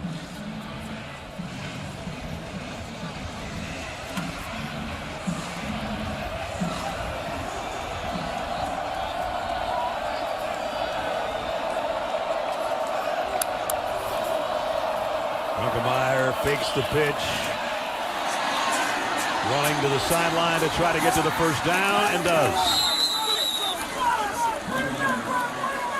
It seems pretty easy, right? As first down, if it's not wide open, run. But as a quarterback, you haven't thrown the ball all drive, and you just want to throw it. But again, you resist and make a positive play on a first down try. Our AT&T pylon cam as the quarterback dives for the first down. Not only did a 10-play drive for 67 yards, they've taken 7.5 minutes off the clock. We're past the midway point of the 4th quarter. And they'll keep doing it. Allen got it to the 5. Just seems like a must-stop field goal for this Michigan State Spartan defense. Talking with Andy Kotelnicki, and we were talking about his wide receivers. They got these guys in from the portal. They wanted to improve their wide receiver group. And at the beginning of the season, you said it looked like you were trying to force it to those guys. They said, well, they're portal guys. We're supposed to get the ball in their hands. Exactly. I hate to say this, but it's true. We paid them. That's right. We want to get some production out of them. And then he said, but when you got 13 and 10, yep, you gotta use them. Use them. That's what they're using on this drive. Number 13 and number 10. And they're both there now. Singleton fights to the 3. And the clock continues to wind its way toward the 5-minute mark. Well, if they do throw, let's look at what they have thrown in the second half. 0 for 1. One pass not completed in the second half of this game.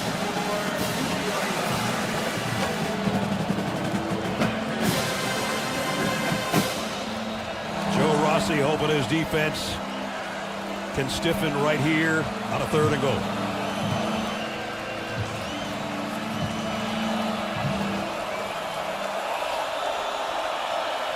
Singleton behind Druckemeyer.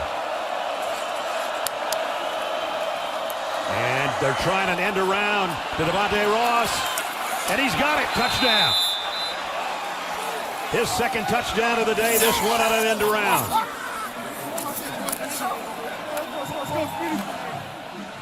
And man in the line of scrimmage, the first thing you do when you pursue is you got to make sure it's not a reverse. What do you got right here? A little too flat. By the time it's realized, it's going the other direction. That actually goes as a 4-yard pass. So that's his second receiving touchdown. Really? That was forward. That's a nice way to do it. Extra point coming up from Ryan Barker. Up and good. A 76-yard drive in 13 plays. It took over 9 minutes, as Gary said. Most of the quarter belonged to Penn State, and this touchdown belongs to Devontae Ross. Second time he's hit the end zone. And it's 21-10 Nittany Lions.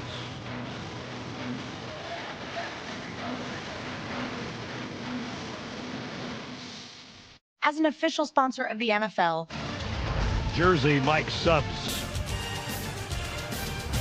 Jeep. And by the Home Depot. The only pass on that last drive was the little shovel pass to Devontae Ross that is considered a pass for the touchdown. It came on 3rd down.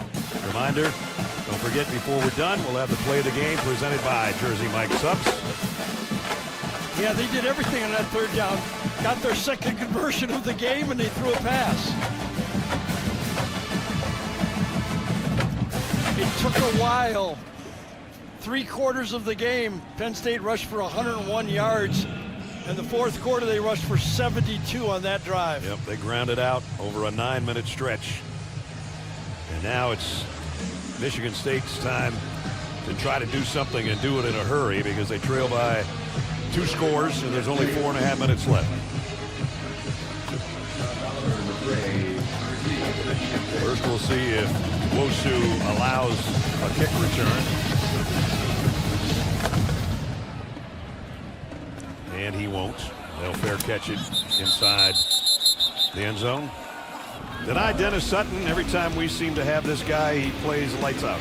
Yeah, when we met with Coach Terry Smith, he said one of the things he did when he took over is he challenged his stars to produce more. Well, Denied Dennis Sutton's one of those guys that wasn't producing. Well, he is now. I think he might have saved 2 touchdowns. He blocked a punt. Remember, he knocked the ball out of the hand of the pass earlier. That saved the completion. He has had a Denied Dennis Sutton game, basically. And he's already going to make a lot of money, but he's made himself a little bit more today. That's so true. The next level. Milivojevic wanted to throw a backside screen and got it to Tautauer. And good game. Got about 15 or 16 out of it. Yeah, this play looked like it could have gotten more. Tautauer's in the open field. Looks like he's got plenty of space, but a nice open field tackle to end the play. Milivojevic looks right, comes back across the middle. Same result, Touts Oliver, but only about a 4-yard gain on the play. Georgie and Mandy's First Marriage is a #1 comedy in America. You can see why it is with an all-new episode CBS Thursday at 8/7 Central Time. This one complete near the 49-yard line. Yeah, we're going to get roughing the passer on this one. Milivojevic loves to throw these kind of jump passes to buy as much time as he can. They're calling it a late hit. Personal foul. Roughing the passer. Defense number 36. Zariah Fisher. That 15-yard penalty is added to the end of the run. Automatic first down. So there hasn't been a lot of penalties on Penn State today, but that's a really costly one right there. I tell you, it is the correct call. Not a blow to the head, but a little late. But man, I wish they had this rule when I was playing. You wouldn't have so many bruises, broken things. Man. First down at the 35. I might have had 2 more kids. At the 35-yard line. Streak down the sideline. Just overshot the intended receiver, Krishan McCray. Another flag down on this play. A little talking going on, Personal too. foul. Roughing the passer. Throwing the quarterback to the ground. That 15-yard penalty will be enforced from the previous spot. Automatic first down. Well, here's another look at that one. And denied Dennis Sutton. Kind of wrapped him up and then whipped him around. And so that's 30 yards of penalties in the last couple of plays. Well, almost got a helmet to the face, too, on that one. Yeah, and you could see him kind of clutch his left shoulder on that play, too, when he got thrown to the ground. Dennis Sutton comes out. Michigan State, doesn't matter. They sack him again, and the ball is out. Yep. I think it was Zion Tracy that came off the edge. Penn State's got it. Jim Knowles said, we're going to keep coming after the quarterback. 2 roughing the passers, but right off the edge. Number 7 comes in, just avoids the block to the outside from Connor Moore, and the ball is loose. I think Alessio got hurt on the shoulder on this one. He came off favoring his left arm.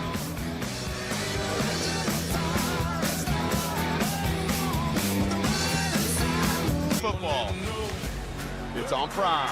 This week, the Buffalo Bills stampede into Houston to meet the Texans. Stream Thursday Night Football. Bills, Texans at 7 p.m. Eastern, only on Prime. The NFL International Games head to Spain. Commanders, Dolphins, Sunday at 9:30 Eastern on NFL Network. In need of relationship advice? Hey.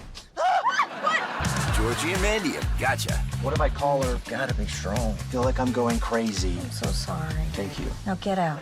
Georgie and Mandy's First Marriage is all new. CBS this Thursday.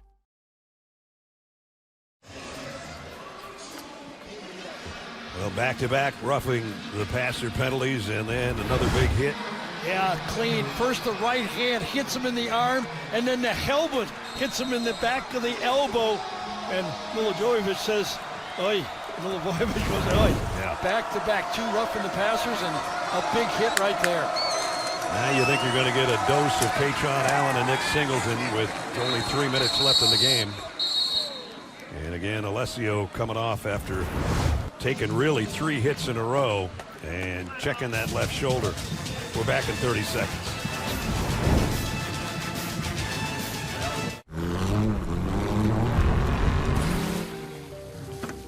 You won't remember my name. This is the last time you will see me at the top. I want to carry on, but not today. This is the point I give up. But not today. I want to carry on. You will see me at the top. This is the last time you won't remember my name.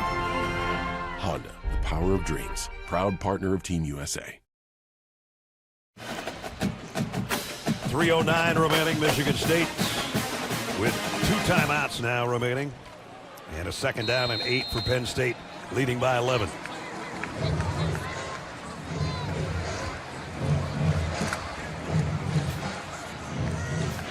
You assume it's going to be Katron Allen, and more Katron Allen right now, or Nick Singleton. It is Katron Allen behind his blockers, and here he goes. Katron Allen into the secondary. They drag him down, but he's got his biggest play of the day, and it's all the way down to the 25-yard line. I'll tell you, there is so many Penn State fans that wonder, why couldn't we do this all year? Running these guys, the 1-2 punch that Penn State was counting on.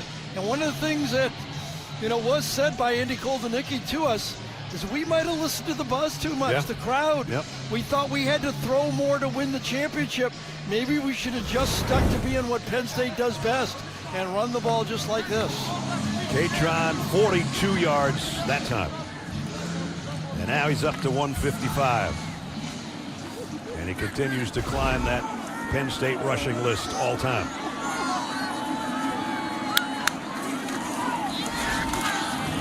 Adding more to it. He's going to walk in. Katron Allen, touchdown, Penn State.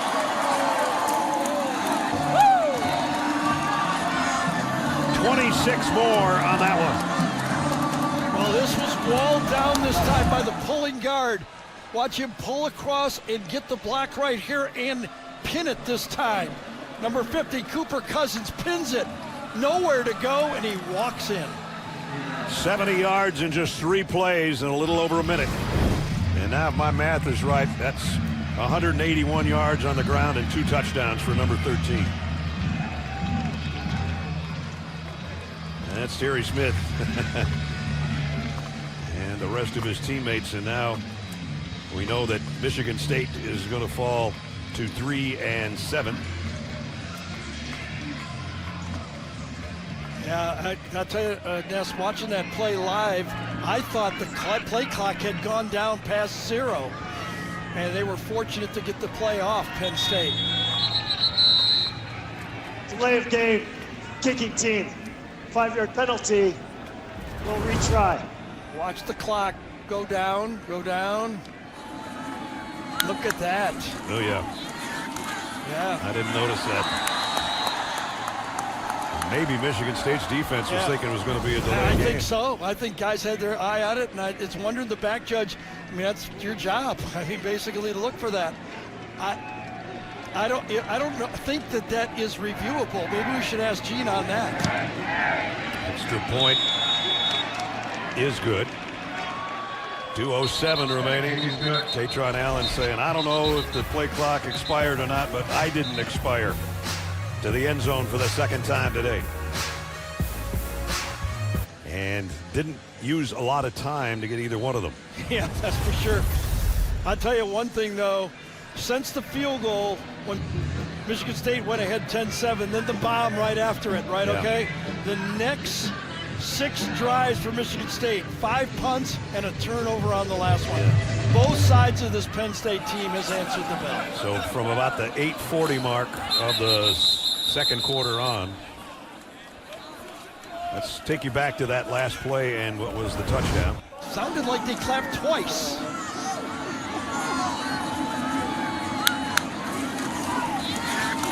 He did. Gene, it looked like the play clock expired. That's not reviewable though, right? It is not reviewable, Brad. Usually what we do is we know the back judge, who is responsible, as Gary said, is watching the play clock. When it hits 0, he then looks down if the ball isn't being snapped right away, giving the offense a little tick right after it reaches 0. They called delay of game there. They were late. Should have been a delay of game. Yeah. I'll tell you, if he took that much time to look down, he's got a stiff neck or something. I don't know what to tell you. Gene, I know you've talked about this with us, and you get that split second or a little bit more, but maybe not that much time. Exactly, Brad. Not that much time. Down to the 2-minute timeout. Penn State en route to their first win in over a month and a half.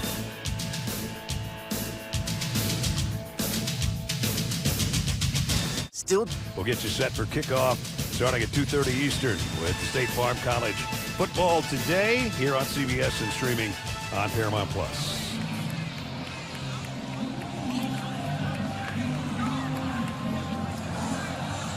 So this guy has been as tough as he was in his first outing against Minnesota. Keeps getting back up, but it's been a rough day again for Alessio Milivojevic. especially that last drive. He got him some yardage by penalty, but that's about all you can say for it. Exactly.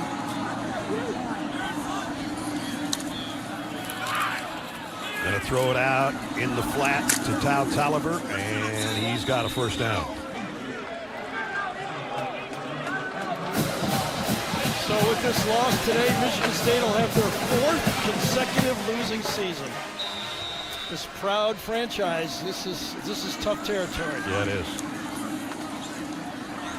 Milivojevic throws late, and nope, he's out of bounds. Amari Kelly, the intended receiver, and he's holding both shoulders now. He's holding both shoulders, and he's limping. You get driven into the ground like that, landing on your right shoulder. Yeah, he's hurting. Look at that.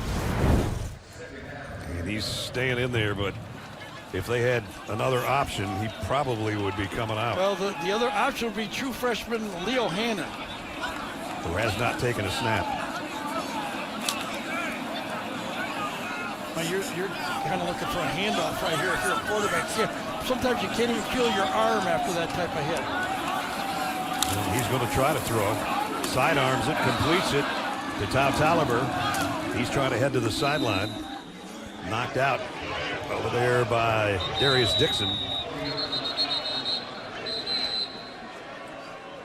Well, he's limping. Left arm was hurting. Now his right arm's hurting. And we got a flag as well. And he says it's on Penn State.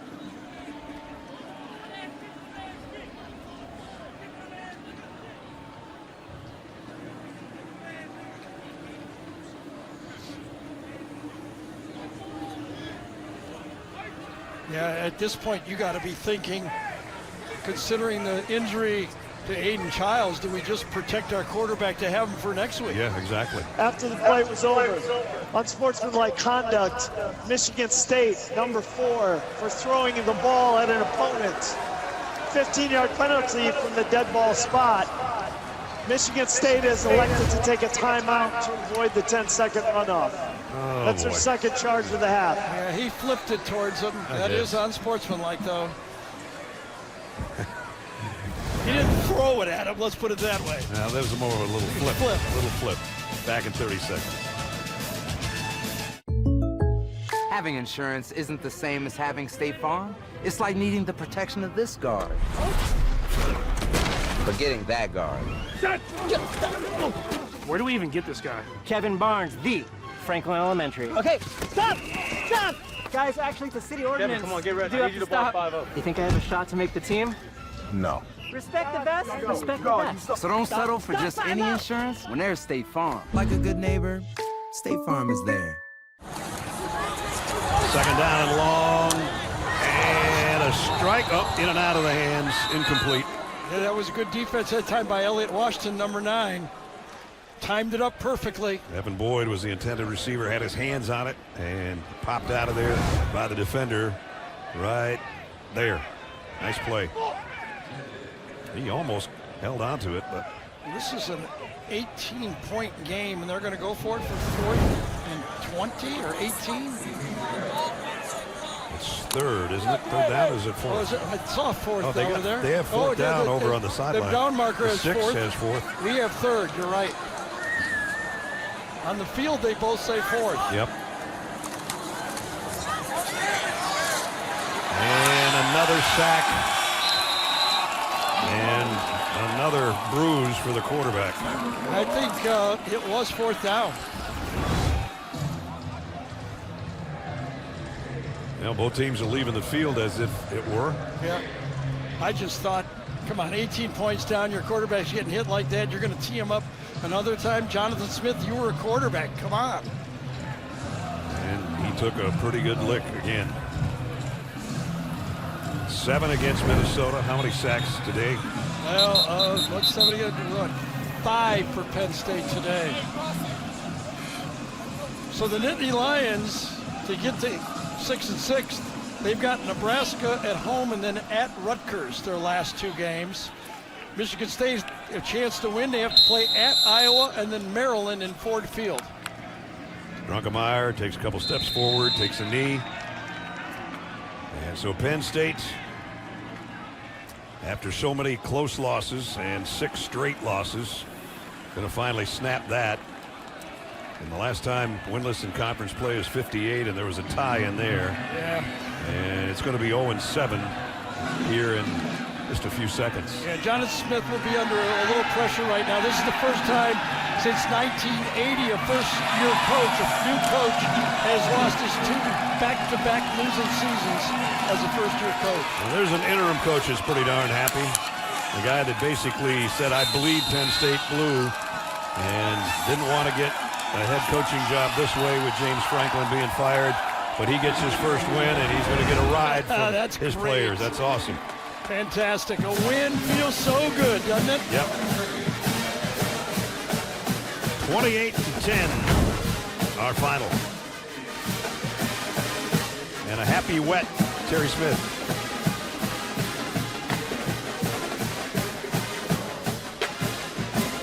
He's looking for Jonathan. The Smiths with a handshake at midfield.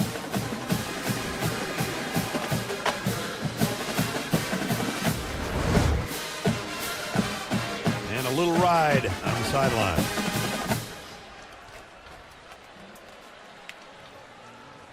That probably feels better than that touchdown catch against Notre Dame. I don't know. Probably so, though. Let's check in with Jenny. Coach, first conference win for Penn State this year. Your first win as a head coach for your alma mater. How deeply do you feel this one? I'm just so happy for our guys. They're an emotional group. They worked so hard through all this turmoil, and they deserve victory prior to this, but they went out and took victory today. I'm super proud of them. I'm super happy for them. I'm super happy for the Penn State community for supporting us, and we're going home and try to get another victory. You have said that the main thing needs to be the main thing. How were you able to accomplish that today?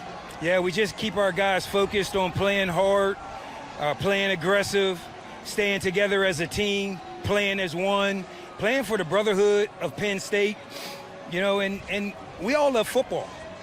So this is what we want to do. We chose to do it, and I'm just happy these guys got a victory. How can a win like this help propel you to finish off this season the right way, get bowl eligible, and just finish strong? Yes, momentum. We finally know what it takes to win. We finally know what it takes to finish a game and close a game out and end the game on our terms, taking a knee.